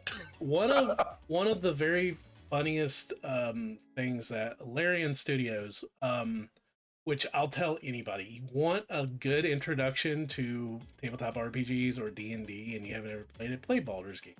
It's actually very close to the source material. But one of the... Which is a video game, to be clear. This is a video game, not a tabletop game. One of what I was trying to get at is Larian Studios kept track of everything when this game came out. And one of my favorite little bits of information they were able to track is when everybody was able to make their characters for the first time. They broke it down percentage-wise of how many made one race, how many made one class, how many made this, how many made that. The top, and I'm going to ask you, if you know about this, don't guess, but what do you two think the top race and class was that people made?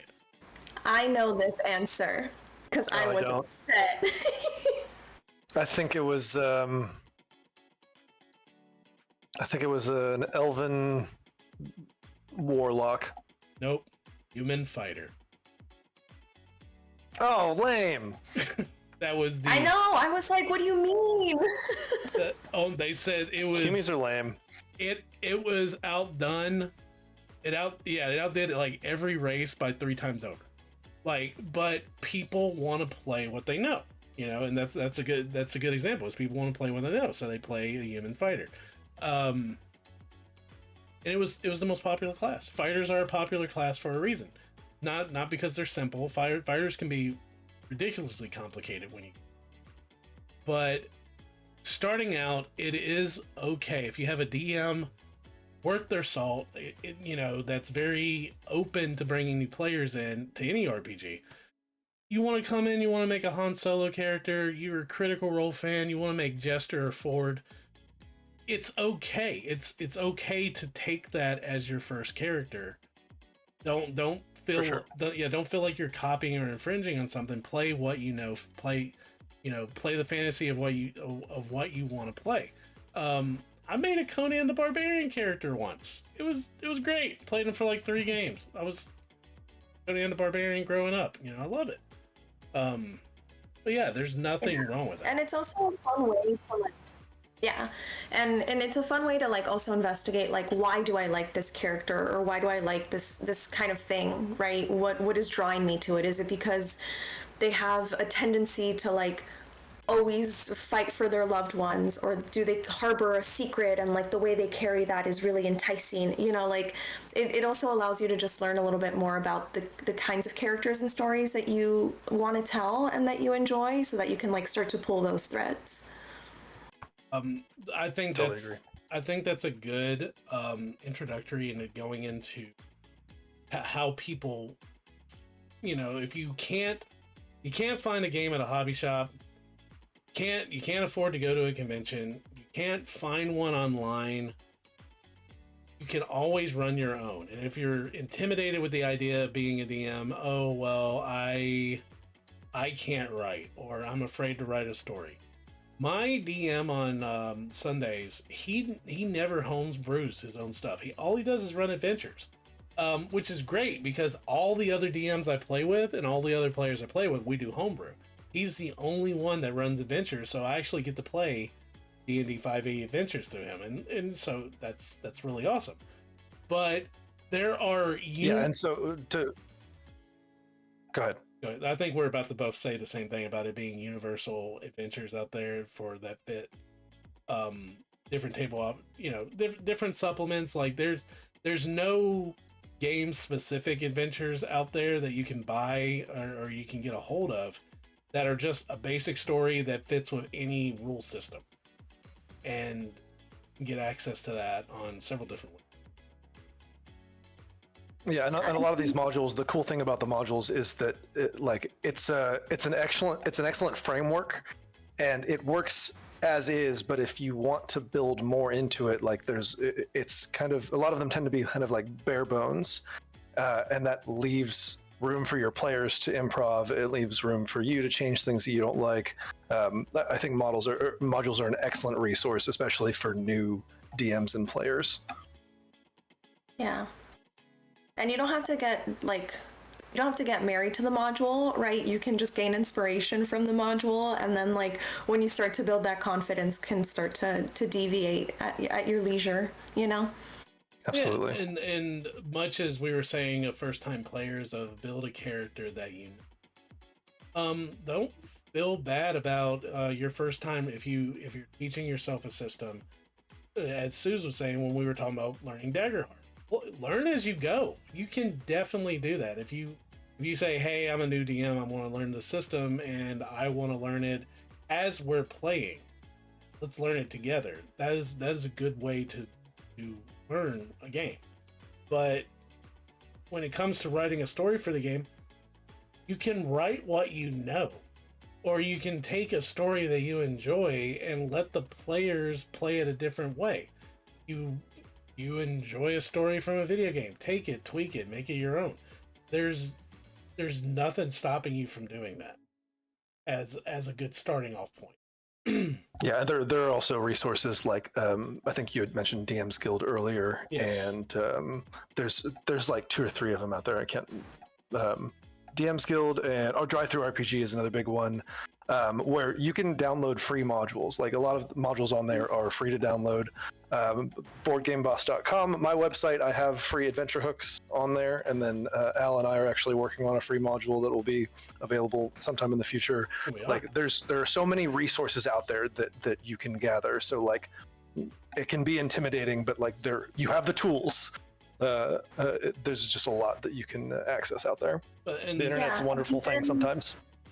Even the source books, right? Like Candlekeep, which is a D&D 5e book about this tower that has just different stories and adventure hooks, and Van Richten's Guide to Ravenloft is my favorite because it has it breaks down horror genres and has all these hooks, and it's just so cool. There's so many different things, and Tales of the Yawning Portal is what I used when I first DM'd.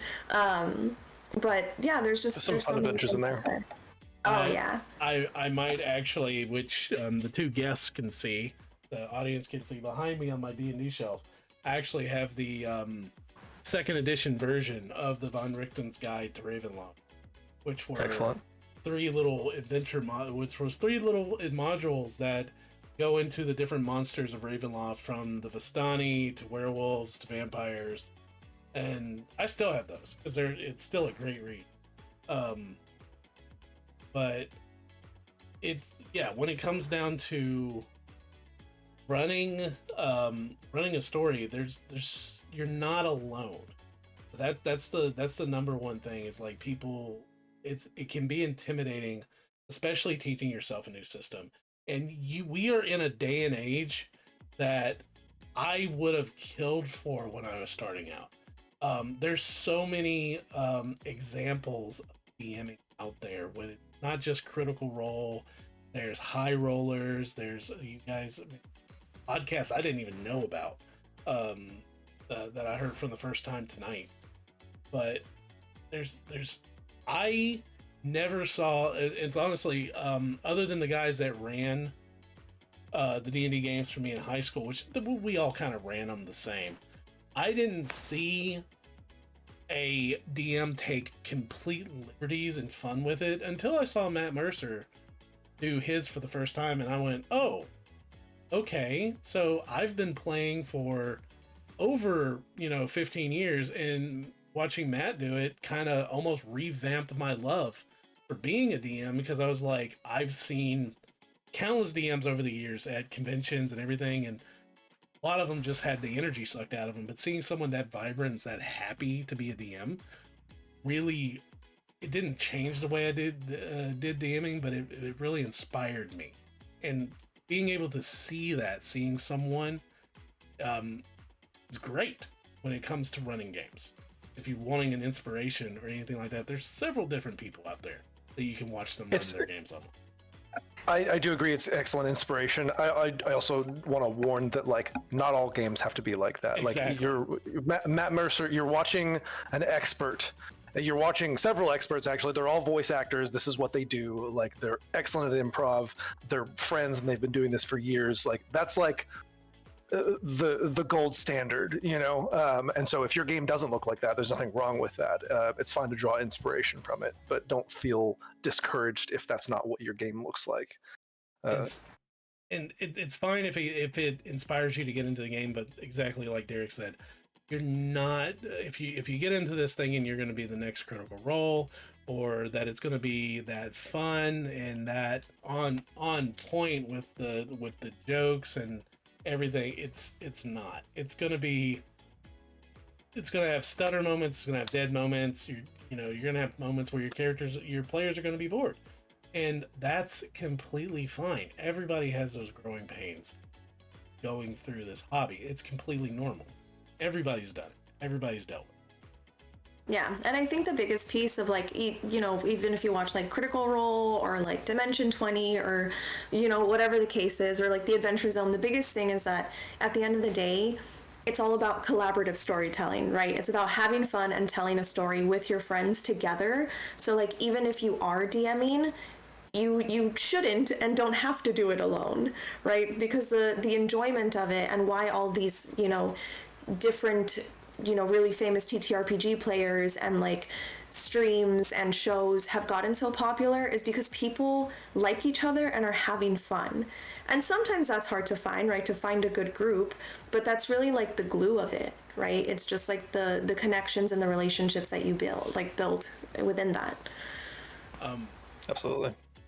A good example is when I announced that we were doing this talk show, which this is a kind of a revamping of an old talk show we had on the Forever DM stream, where we just basically talked about D&D.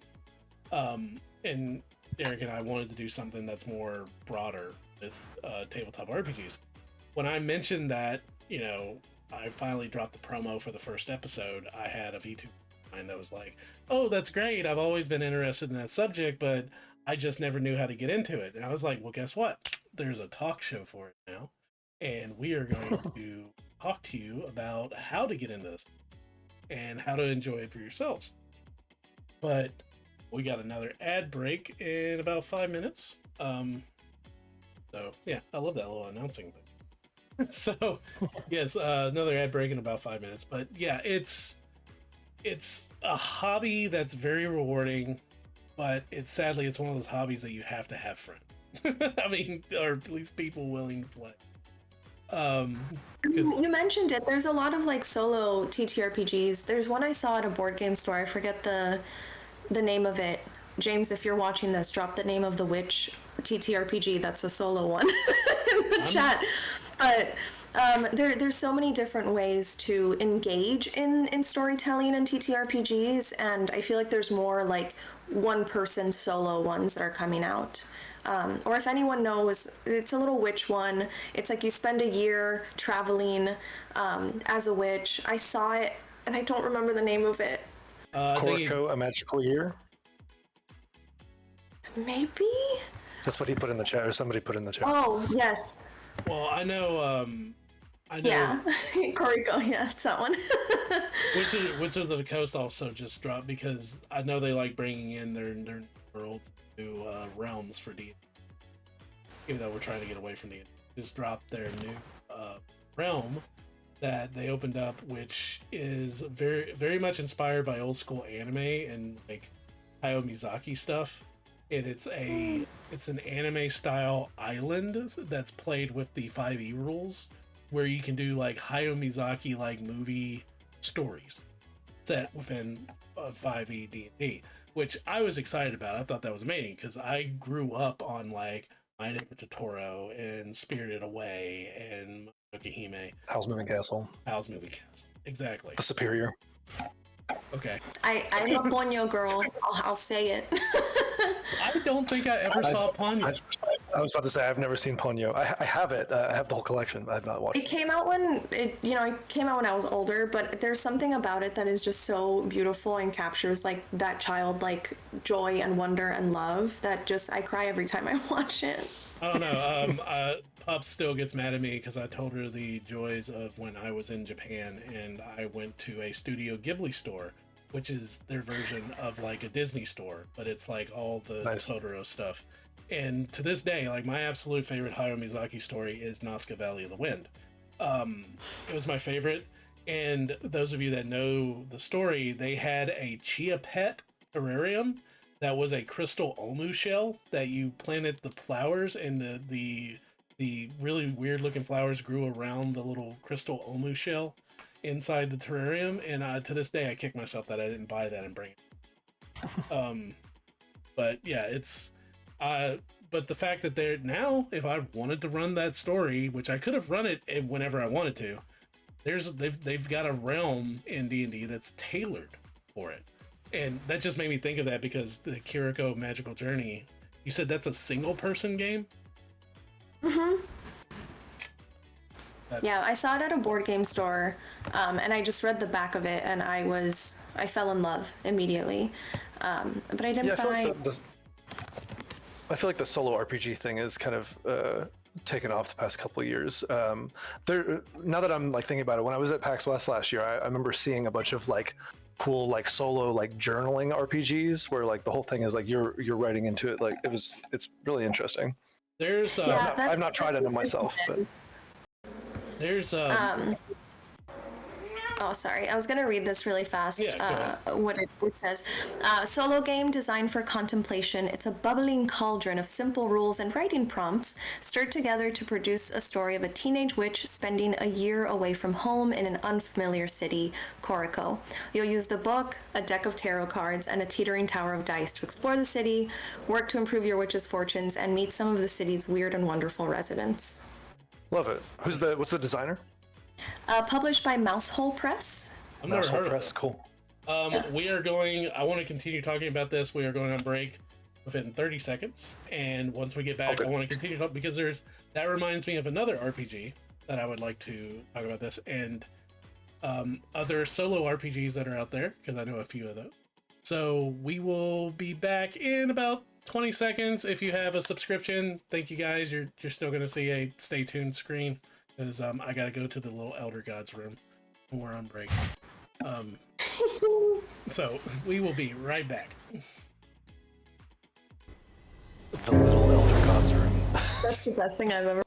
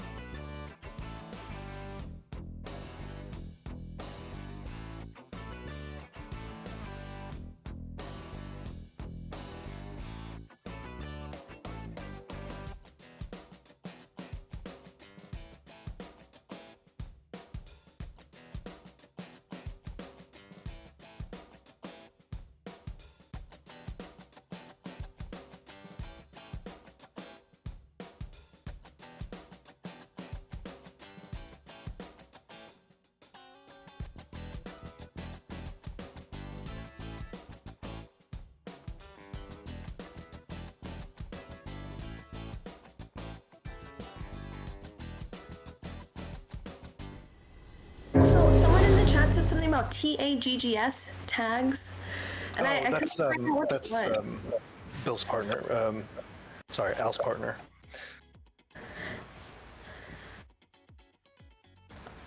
Oh, we can't hear you. I can't, at least. I didn't unmute my mic. That's why. Amateur. Ursula stole my voice. Yeah, that was Pups. Pups new used some of Tags' stuff, their convention resource stuff, and when she was a counselor. So that was some of the stuff she was trying to get me to help her with back many moons ago. But as we were speaking, it's Derek was talking about there's that here recently the single player RPGs have become more I'd say prolific in a way, but back in the day they were around because they had single play choose your own adventure books. Were big. D&D had their own choose your own adventure books where you rolled and determined like whether you won combat, and if you didn't win combat you turned to this page, if you did win combat you turned to this page. I remember those. It was pretty neat. I guess in that way, like, I read a lot of R.L. Stine, like, choose your own adventure, like, you choose the scare. Yeah. That basically is a solo TTRPG, is it not? Very much. Yeah, you can see it that way. But one thing I wanted to touch on is not with tabletop RPGs. One of the things that they've talked about is people with social anxiety, people with sensory issues. Which one thing just to throw in here, like I love that conventions have quiet rooms now. Most of them do. I absolutely adore that. But there is a game that I heard about years ago. I actually had to look it up when we were on ad break. This game I absolutely love. It's designed for people that have issues speaking and need a more quiet game to play. It's called Alice is Missing. Alice. Oh, I've heard of this. I actually have it. I have not played. It's out on my shelf. Yeah, of course you do. Of course you have. Alice is Missing is actually a silent role-playing game that's played through text messaging. And what it is like, I actually had to pull it up. It's a silent role-playing game played entirely through text messaging where players investigate the disappearance of a high school girl named Alice. The game emphasizes player interaction and storytelling through text-based communication, creating a unique and immersive experience. Here's the breakdown of the game. Silent gameplay. Players communicate solely through text messages, fostering a unique atmosphere of suspense and mystery, focusing on the story. So that is like, it's a cooperative investigation, text-based communication. It's great for, I think, people that might have a, I would say like social anxiety, or, you know, it can get loud around the gaming table. I personally have one of my closest friends. The reason he doesn't play RPGs is he hates he feels like he has to force himself into the spotlight.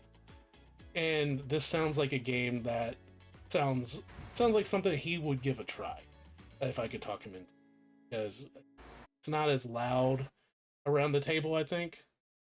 Something like this. Yeah, that makes sense. Yeah. It seems really interesting. I'm reading about it now. Apparently the soundtrack is really beautiful. Oh, cool. But yeah, that sounds like, you know, one of those games, and there might be more out there than I know about this, but I would like to see more games like that geared towards people that have similar issues, you know, that would, you know, help them enjoy the hobby, but, you know, in an environment that they can control, and environment they can be comfortable. Hunters Entertainment. That's why I have this game. They run a Gen Con party every year, and Roller Crit was like co-sponsoring the party with them, and so Alice was Missing was like being sponsored while we were also like demoing Heroes of Arcadia. That's why I have it. was trying to figure out where that came from. It sounds like I was reading that it's really fun to play on Discord, Derek. Oh yeah, that sounds great. Yeah, that makes sense. yeah. It reminded me of, oh God, I'm gonna date myself with my age. I'm trying not to reveal my age online, but when I say that I got my RPG start in MUDs, it's you guys even know what a MUD is? No. Oh my God, no. You're the only ancient one here. You're the elder god here. So We're just mere mortals. I'm sorry. A MUD is a text-based chat room for role. okay. Like I feel like I was involved in one or two of those when I was like learning RPGs. I don't know that it was called a MUD at that point, but yeah, I would I knew it RP was called on that. chat rooms, but it wasn't like formal, I guess. no, these were designed that it was like each MUD had its own theme and rules and everything, and it was just a text-based role-playing system. Yeah, I'm this is back during the dial-up days when you had to summon the ancient squeaking god of dial-up play MUD.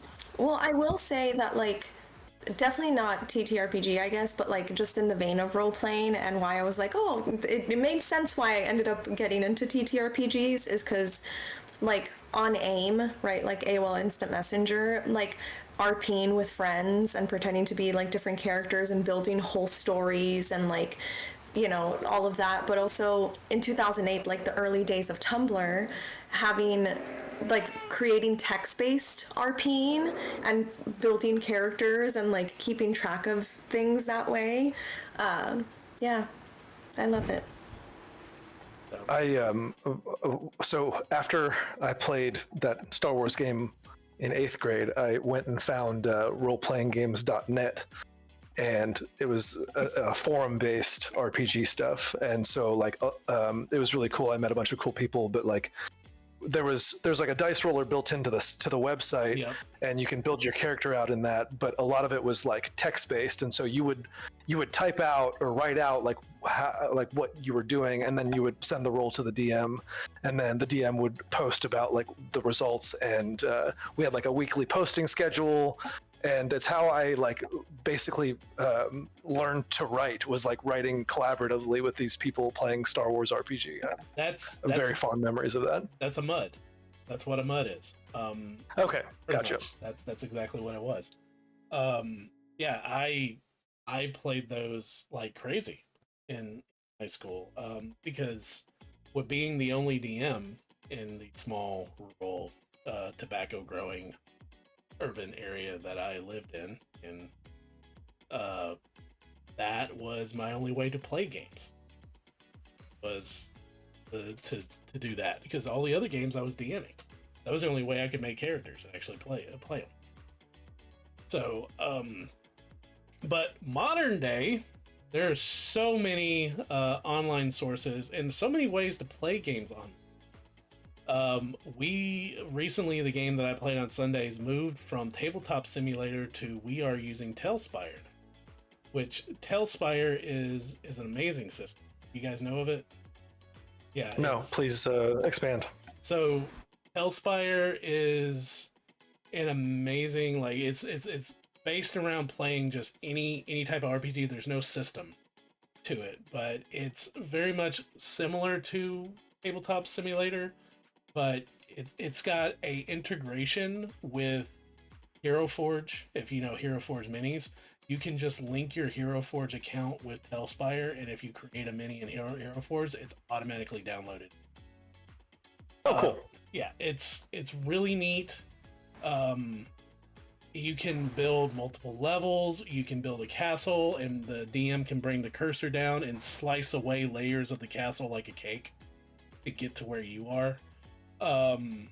It's 3D. Can play with. I think it's got virtual reality attached to it, but the minis can be interacted with. The minis can emote. It's honestly not as clunky as Tabletop Simulator. Yeah, Cool. it's Dimension 20, which is on Dropout, used it for I think 2 seasons, the 7, but specifically for Starstruck Odyssey, which was like the sci-fi campaign that they did. It was really cool because they built out like these weird freaky planets and these weird freaky monsters and characters, and it was done through Hero Forge, and it was really cool. That was that's one of the games that it's a one-time purchase for the DM now. It used to be everybody had to have a copy, but it's available on Steam. But now they have a client-side player app that's free. So if the DM just buys a copy, and the players just have to have this app, and they can play the game. Oh, cool! That's awesome. Yeah, I thought that was great. And of course, pour one out for the missing homie. Like the best, absolute best virtual tabletop in the world that existed was Astral Table to me. Astral Table was great. I loved it. I worked for Astral Table for the last 2 years. They were together. My very first tabletop RPG, my foray into the business. I hated that they folded, but we ended up switching our games to Foundry after they broke down. But, yeah, there's so many, and if you're worried about pricing, Foundry is a one-time purchase for DMs to run a game online, and it supports many different systems. Tailspire is a one-time purchase for DMs. There's also from what I see on here, it says it's like $25, and then you have to buy seats for people who don't own it. But yeah, I don't see pricing for that. I think the seats are like $10, like one time $10. Okay. $10 purchase. Cool. But once you buy that seat, it's there in your game. Yeah. And they do they do sci-fi and whatnot. Now, in the winter, for the cutest name for a virtual tabletop is, like, I know it offhand. It's completely free, and it's just it's bare bones. You know the one I'm talking about. I know what you're talking about. Yeah. Owlbear Rodeo. Yeah. I've never heard of that. Owlbear Rodeo is just bare bones what you basically need to run any type of system, and it's the cutest name for a virtual tabletop. It's 100% free, and it's I think it's great. I think it's a great little free application to run. And of course, there's Roll20, which they've been around for forever. I don't know if they were the first in the field, but it feels like they were. I definitely feel like they've been around the longest. Yeah. But there's several different ways to play tabletop RPGs online. So I didn't really want to, because I think we've covered that before on the original Shooting the Crit. It was something I wanted to get too much into, because it's easy to find a place to play it online, or you can just play it in Discord. There's Discord extensions to play D&D on Discord now. But getting into the hobby itself, I think, is easier now than it's ever been. Yeah, I agree with that. And you said something earlier too of just like regarding the Star Wars 5e like version that exists, is that if you just know D&D 5e and you're like, how do I get into other things? Like, 5e has been skinned to be so many other things. Like, my best friend really likes the Lev Grossman series, The Magicians, and absolutely. Yeah, there is a whole 5e module based on that. I did not know that. That's cool. Yeah, you can find anything. It's really cool. That's we were talking about series earlier to like base your characters off of, or like base your the way you narrate things off of, and I think The Magicians is a really good one for that. Like the way the magic works, and like a lot of the characters are in that show are really good. It's fun. I've heard good things. It's a show I haven't seen yet, but I love it. But a good example of reskinning, I think, is I had my DM on Sundays. His wife wanted to run a Firefly module, and if you know the Firefly RPG, it's a little complicated. And hang on, I gotta do this one more time. You mean this one right here? Yeah, that one right there. This is the one I was telling you about yesterday that runs off the Cortex system and uses Yes. note cards. Yes. So it's different. It's very different. It takes a little bit of learning to do it. But what she ended up doing was she took a adventure from the Firefly adventure module from the Firefly game and used it in Spelljammer. Nice. That's and cool. it was really neat. It fit right into the space theme. Very enjoyable. And I of course made I made a Malcolm Reynolds like clone. 'Cause why not? Yeah. So wait, Bill, you're saying that you stole a character and made it your own? I changed just enough that copyright would not be in. Nathan Fillion's not going to come after you. No. Oh wait, really? Then I made it just the same. Please come after me, Nathan Fillion. Yeah, there you go. I will not hug you and smell your hair. He has good hair. So I'm pretty sure that system, the Firefly system, has a flashback mechanic too that we were talking about earlier. I didn't get that far. I had the book for forever and couldn't talk anybody into playing it, and never played it. Yeah, I think it's like a once a session thing. You can be like, oh yeah, remember that time we did this, and like gives you like a boon on your next roll. Yeah. But I can't talk about Firefly without talking about how much I love the Firefly board game. The Firefly board game is insanely fun. It is freaking huge. I have a picture of myself and my best friends playing this game with several other people. And it's a massive board. It's played on the floor at Gen Con. Like, literally on the floor. This is how big this board is. But the game is long, insanely long, so we developed a house rule that after how many episodes were in the series? Like 9? 9, I think. Yeah, after the 9th round, because each round is really long, after the 9th round we start randomly rolling to see if the game gets canceled. Rude. So that's a homebrew rule we have, so the game doesn't take forever. Yeah, because it is an insanely long game, but it is so fun.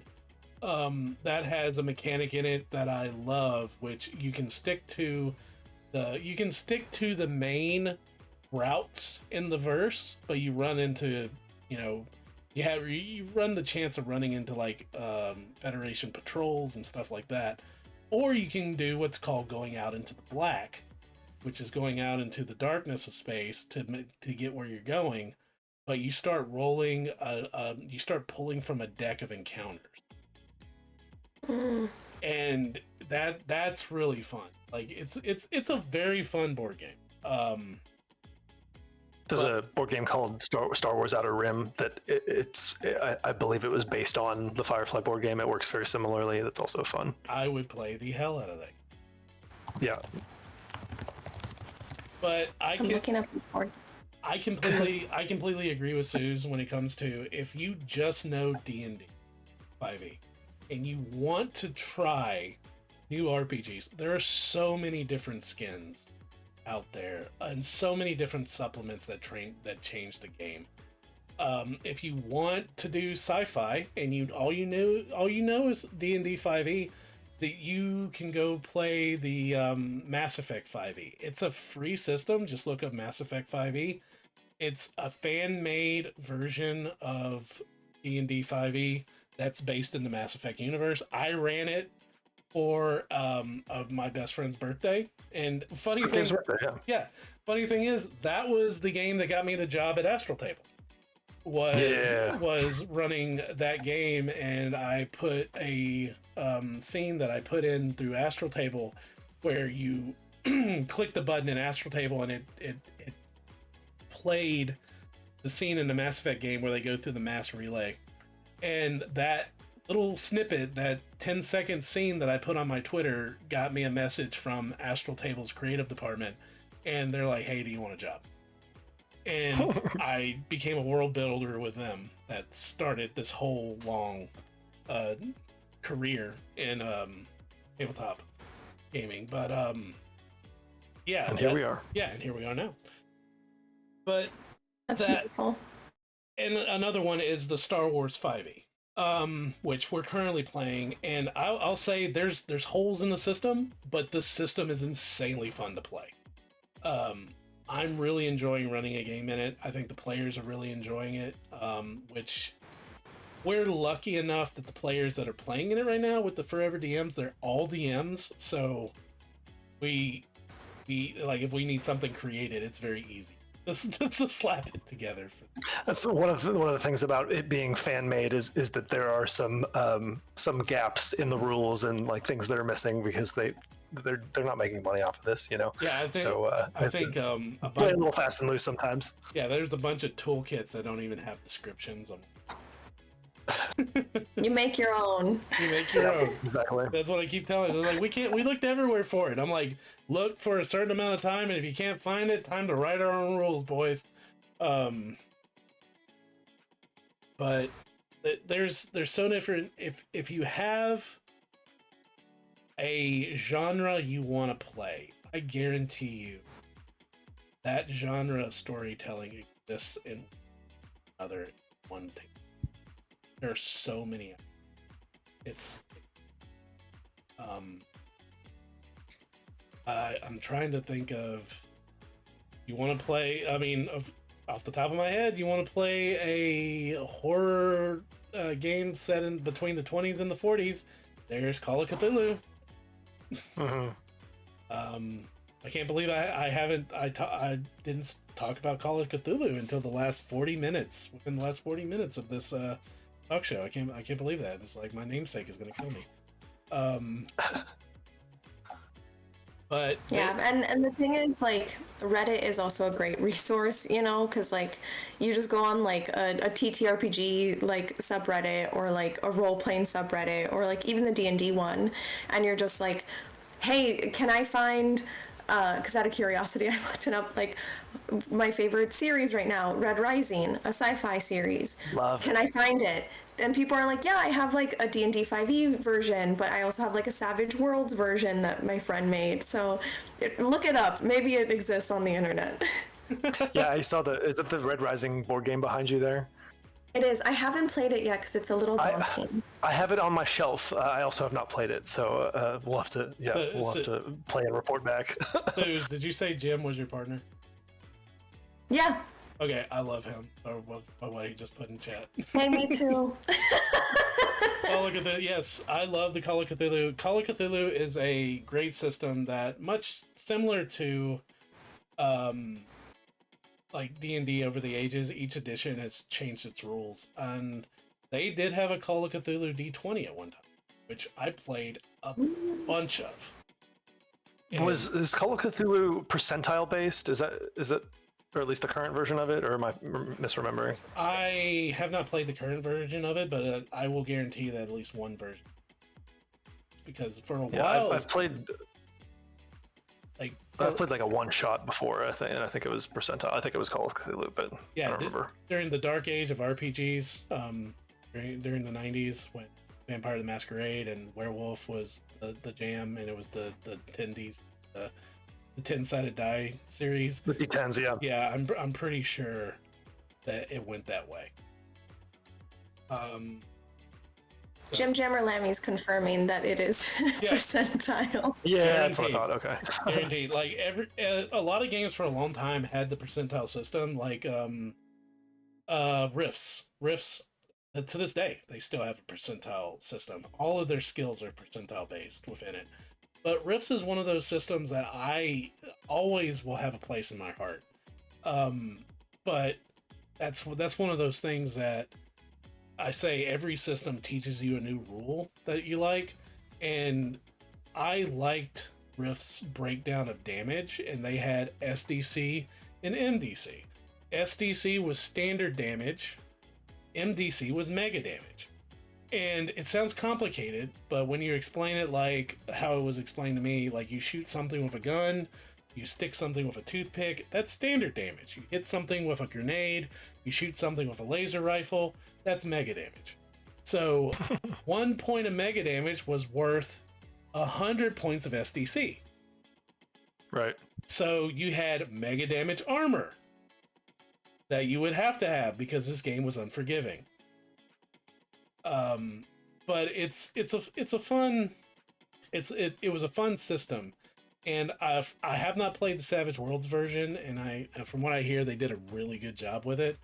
That's one of those systems. If someone looked at me as like, I want to play in a Rifts game, I would be like, I'm gonna go learn Savage Worlds, because I would run Rifts in a heartbeat because I love the world and I love the story.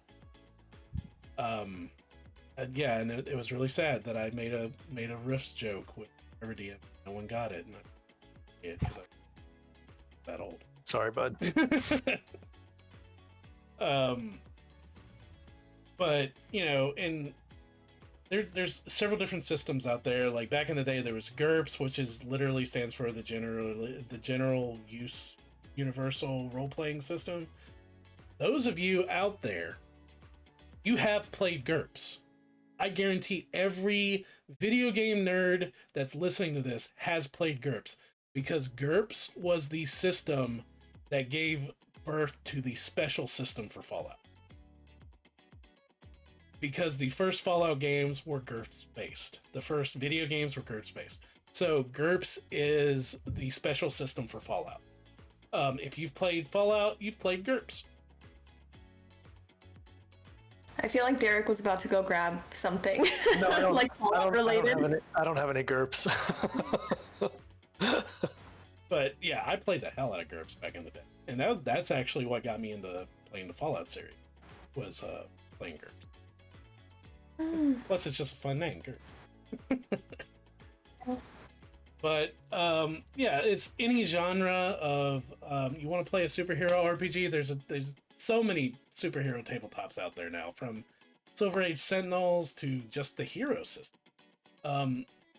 And you like animes. I know there's literally generic anime. I know back in the day there was Big Eyes Small Mouth, which was literally a tabletop RPG for playing animes. It's called Big Eyes Small Mouth. It's just a generic RPG for playing any type of anime you wanted. That was a great system when it came in. Man, my middle schoolers would have gone nuts over that. Like, all of them were. That's like the reason I started watching Naruto. All of them were obsessed. And so if I came back with, we're gonna play Big Eyes Small Mouth, man, they would have lost their minds. Yeah, I don't even know if that system's still around, but it was the craze back for a while. Like, everybody was playing. But yeah, I know. There's one right now that's basically a 5e supplement. What's the one where everybody plays different animals? I give up. I don't know. Mm-mm. That's driving me crazy. See, I'm a fountain of youth. Wander Home. I haven't heard of Wander Home, but that sounds like something that's very interesting. Let's see. I don't know. A pastoral fantasy role-playing game about traveling animal folk, the world they inhabit, and the way the seasons change.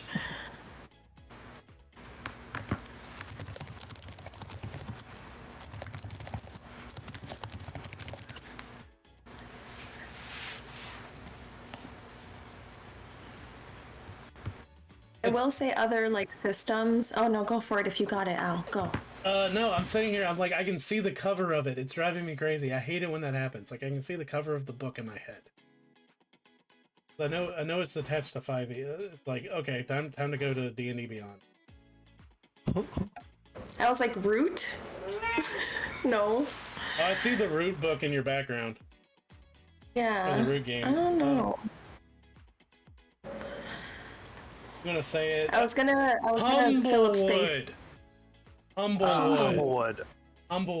I see them at shows all the time because they have the little the little owl dude in a armor, and he's cute. But, I have seen this also.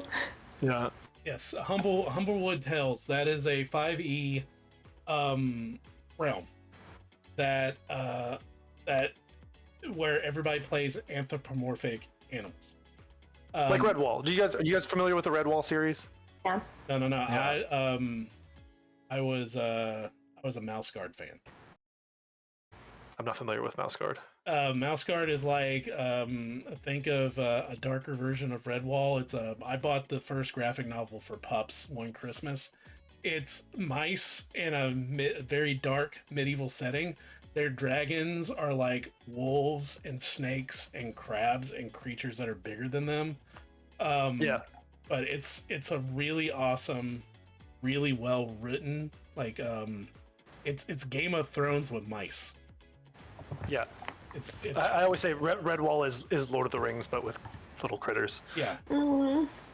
I love Mouse Guard. And the artwork for Mouse Guard is absolutely but yeah, I mean, whenever I see Humblewood, that's what it makes me think of. It's like Mouse Guard. But there's all types of different things.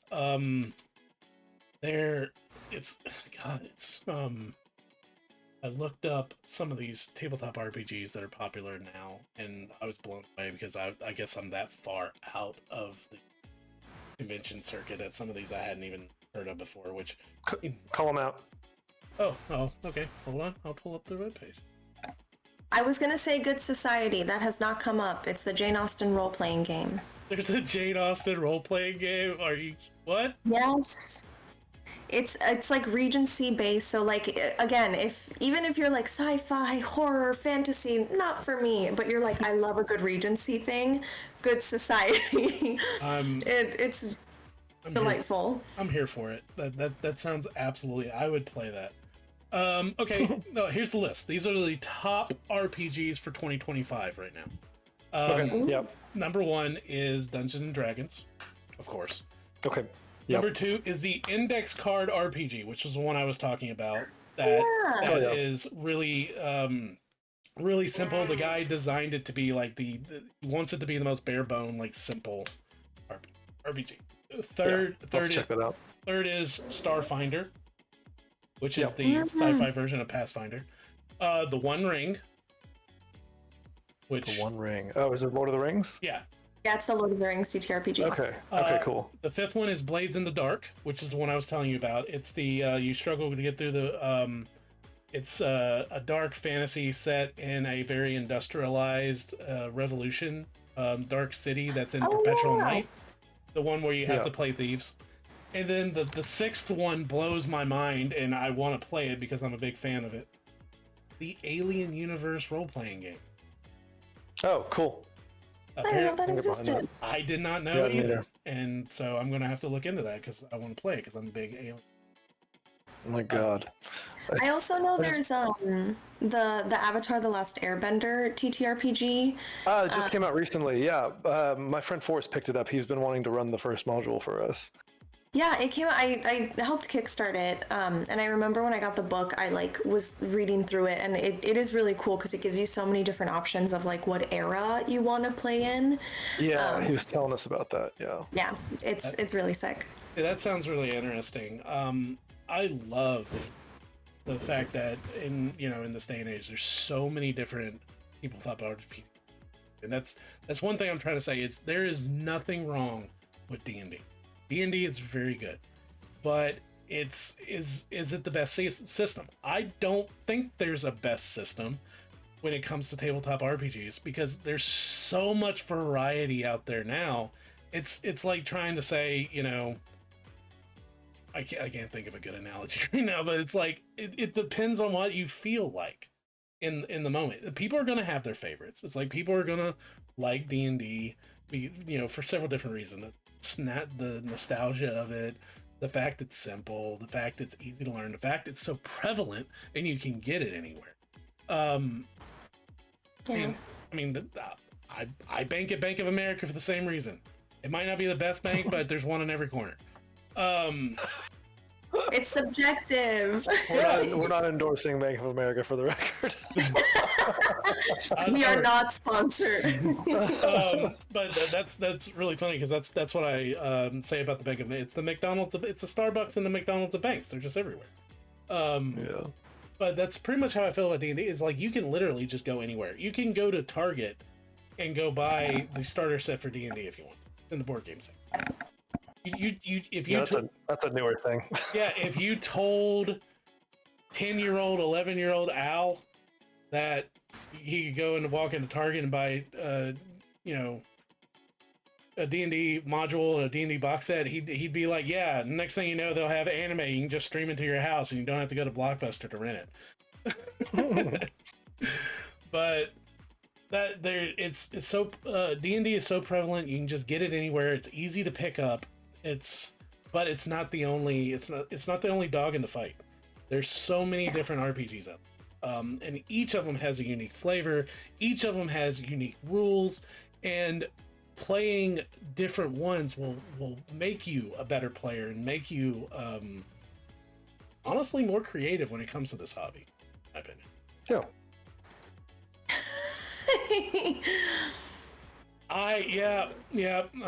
I'm an elder god for a reason.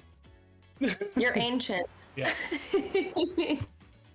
I'm so old that one of my first jobs was at a video store.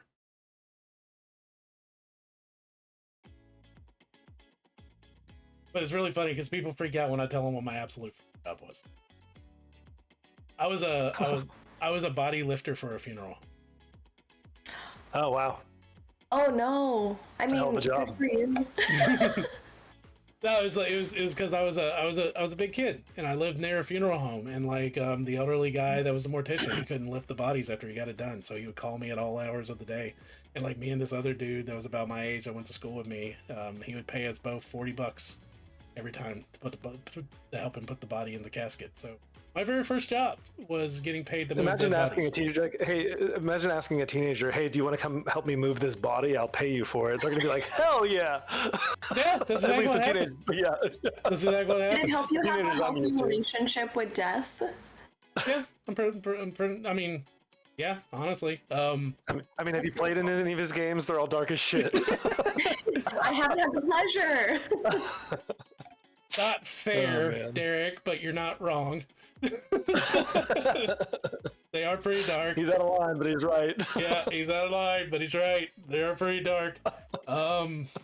Except for the Star Wars one, I'm actually intentionally being a little bit more slapsticky, and a little bit. The other game I ran, that we're still running in Straterra, which I don't know if you knew that, Suze. I have a D&D world that's survived several different versions of D&D that Derek is playing a game in called Straterra that is really, really dark. And oh, we've been raided by Ruri. Hi, Ruri. Oh god. We're being raided by 12 people. Hello. Welcome. I am Al, the elder god, mini painter, and D&D player. We are having our very first tabletop RPG talk show called Shooting the Crit, where we're talking about hi, where we are talking about the tabletop RPG hobby. And this is Derek Konishak with Board Game Boss, and this is Suze Pontillo. Pontillo. There you go. And you guys talk as I do as I give Ruri a shout out. What's up, guys? We've just been shooting the crit. As you can see, we're talking about TTRPGs and how to find local communities and find games and all the different systems that we like and support. Yeah, and how to get into it, right? Yeah, Not to be intimidated. How to make it more accessible. Because that's the one thing I hear, especially starting out as a VTuber. A lot of people are like, "Oh, you're into D&D. I want to play D&D. How do you start D&D?" Well, that's the thing, is there's more than just D&D out there. There's so many different games for people to get into, and so many different genres of the tabletop RPG hobby to get into. You want to get into sci-fi? There's one for that. You want to get into this? It's really it's a really great hobby, and it's just not, don't be afraid to go out there. If you don't know a system, you can easily find someone that does, or you can just honestly teach yourself, because I think between Derek, myself, and Suze, how many systems have we ended up having to teach ourselves to play that we could teach other people? At least You always figure it out, you know? Yeah. And like, I think it's just okay with making mistakes and being like, I'm gonna mess something up, and that's fine. There's a point I meant to make earlier when we were talking about being a new DM and communicating with your players. Is like it just needs to be free communication. Like you're yes-anding and you're building this world together, but that also means that like once you step out of the world, being open to that feedback, checking in with your players and saying like, hey, like how did things go? Was this okay? Did you like this part? What didn't you like? And using that feedback to like mold your future games, I think is important. Yeah, and I mean, I've been playing D&D on and off. Oh, mostly thank you very much for the last follow. few- Ooh. Sorry, I had to thank a follower. No, I love it. But I've been playing for like 10 years, and I was playing a fighter more consistently for the first time this past year, and like I made a mistake. I had my shield equipped when I was you picked a fighter. I'm kidding. Hey! But I made a mistake with my AC, and I didn't realize it until like a few sessions in, and I was like, dang, I'm still making mistakes. I'm still learning. I've been doing this for over 20 years, and I still make mistakes, and that's fine. And then you get a group of friends that razz you about it and will not leave you alone, especially the fact that I bought a secondhand mic and screwed up our audio Tuesday. A lot. One of the things that I appreciate about when you run games, Al, is that at least for this most recent one, we built our characters, and then you gave us like a 3-session grace period where we could change things about our character if we built something wrong, or we were like, oh, that was not as good or thematic as I was wanting. Like you let us change those things, and I think that's a fun practice and a good way to like not punish your players for not knowing better. That is a rule that I took from Adventure League, which is really great way to get into D&D if you're interested in it, because most hobby shops will have an Adventure League. One thing that in Adventure League they do is they know they're going to have new players, and this is what I do in all of my games. Is if you are a new player, you have until level 4 to change absolutely anything about your character without question. You don't like your race, you don't like your character class, you don't like this, because by the time you're level 4, you should have a good idea whether you're liking your character or not. And it's just I want people to play characters that they enjoy, and having that grace period of, okay, well, I have until level 4 to experiment, and I can change anything, but like once I reach level 4, it's going to be written in stone. And I mean, like absolutely anything about your character you change. You can change it during the game. You have 4 levels to figure out if you like it or not. I think that's a good rule to have for DMs, especially going into new tabletop RPGs, because like you said, everybody's going to make mistakes, and people are going to pick things they don't like. Yeah.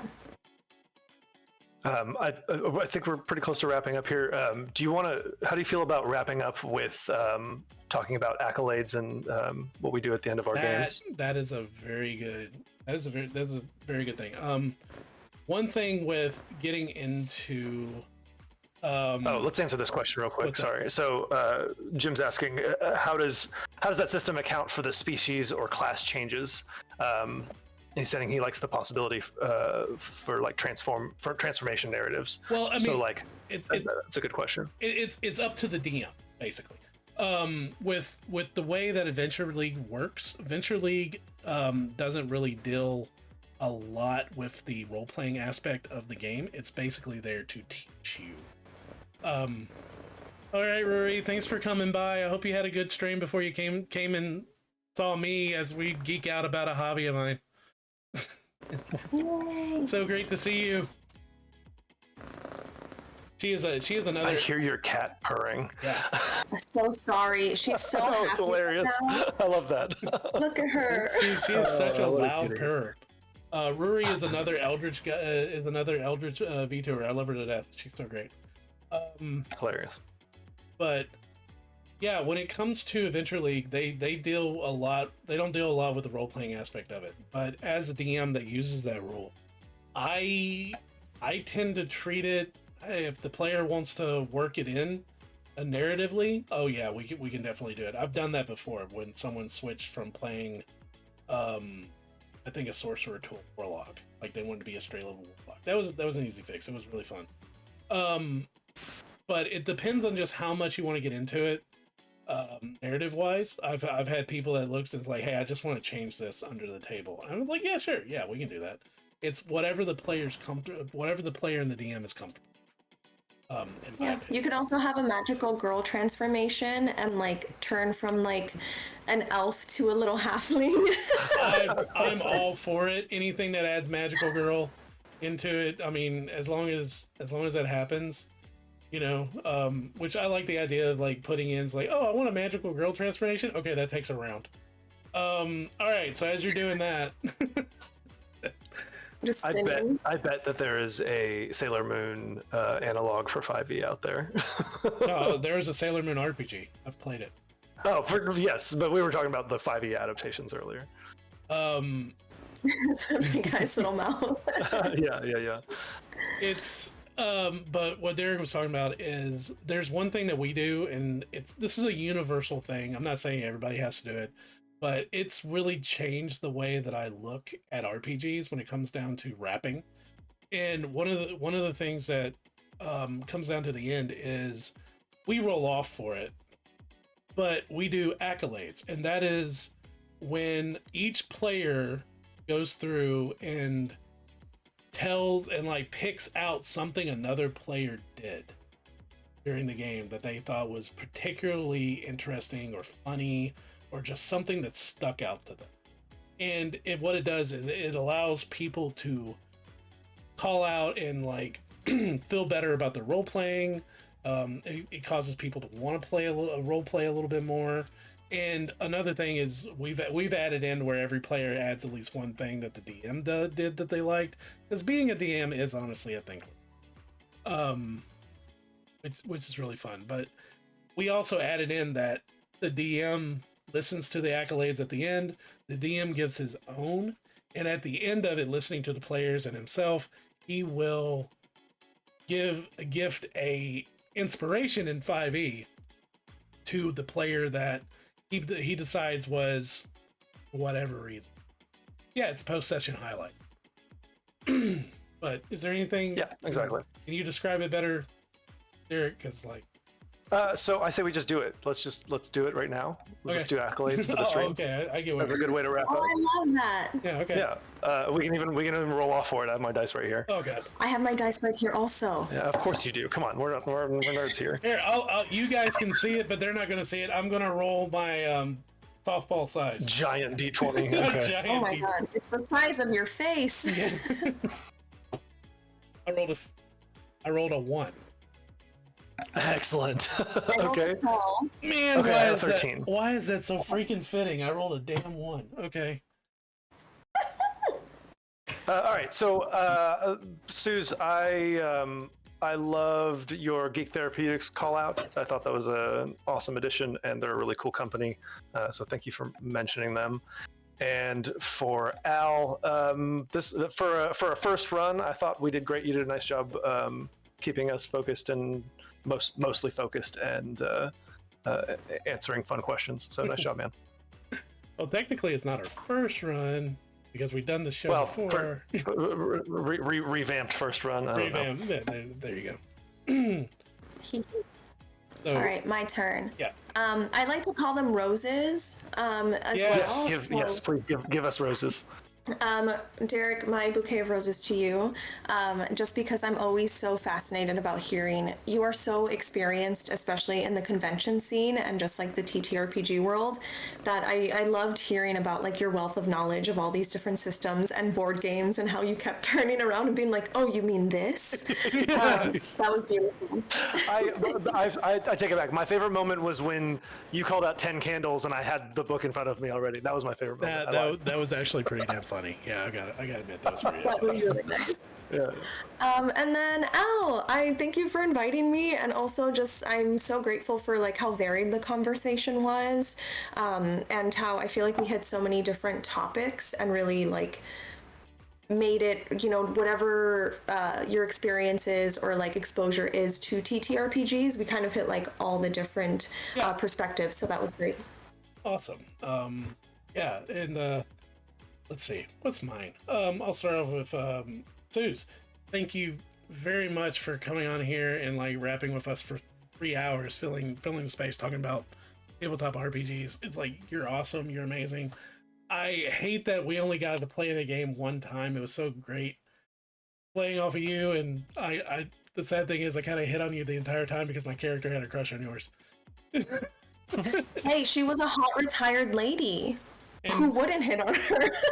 Juve was a dragonborn samurai. I mean, like, he instantly fell in love. So she was the one that got away from him. But yeah, it was great. I loved the aspect that you brought into it. You mentioned so many different games I didn't even know about. Like, you brought up 10 Candles. I never heard about that. I'm very interested in that game. And that Koriko single player RPG. When we took the second break, I immediately told Pups about it because that's like right up her. I love hearing about new games, and if this talk show just keeps having me learn about new tabletop RPGs, awesome. Derek, I will mirror what Sue said. You bring in your knowledge, which you and I we talk all the time on freaking Tuesdays and whatnot, and our weekly meetings if we actually have them that week. But it's you bringing your, like she said, you bringing your knowledge of the modern day industry here, because you mention games all the time I've never heard about. To me, it's like, I know all the old games, all the stuff that we did, all the experiences I've had. I know some of the new games that come out, but if I want to look at you and it's like, hey, I want a new sci-fi tabletop RPG, like, I got you, fam. Like, I know. It's like, I got one for you. So that's always good to have around. So I'm very appreciative of that. So thanks, man. Happy to share the knowledge. Yeah, and that's exactly what I want here. Is I want us sharing the knowledge in the hobby, and so we're gonna call it an end here, and I'll let Derek say what he always said, what the Forever DMs say at the end of their streams, and then I'll say. Yeah, I'd love to. So, and I'll say what I say at the end of mine. Okay, yeah. Thank you all for joining us. As we say in our weekly D&D games, please remember to practice kindness every round. It's a free action. And what I say here is that at the Book of the Dead is our motto is dare to suck, just paint, and that is a motto of you're gonna suck at everything you do, including tabletop RPGs when you first try it. So just keep doing it. Dare to suck at it. You're eventually gonna get good. Nobody's good right out the gate. So dare to suck, keep playing those games, keep painting those minis, keep playing video games. Anything you suck at, just keep doing it. If you really like it, you're really passionate about it, you're gonna get good at it. And so with that, you guys can wrap it. I'm gonna find someone for us to raid real quick. I might throw it back at I'm gonna throw it back real quick. That's actually where I got it. I got Dare to Suck from my theater group that I was part of. That was our motto about doing improv. Was we would say Dare to Suck, get out there and do it. Love it. Here, I'm gonna pull this over here, and my middle school teacher used to say, middle school by the way, if you fuck up big. That's good. That's great. I absolutely love that. That's awesome.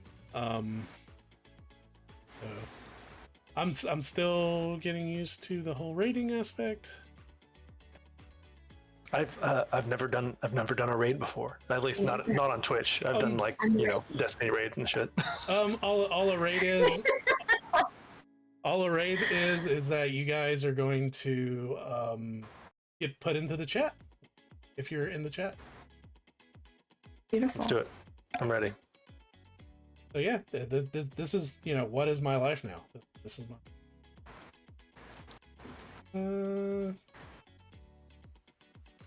So as I find a friend. Let's see.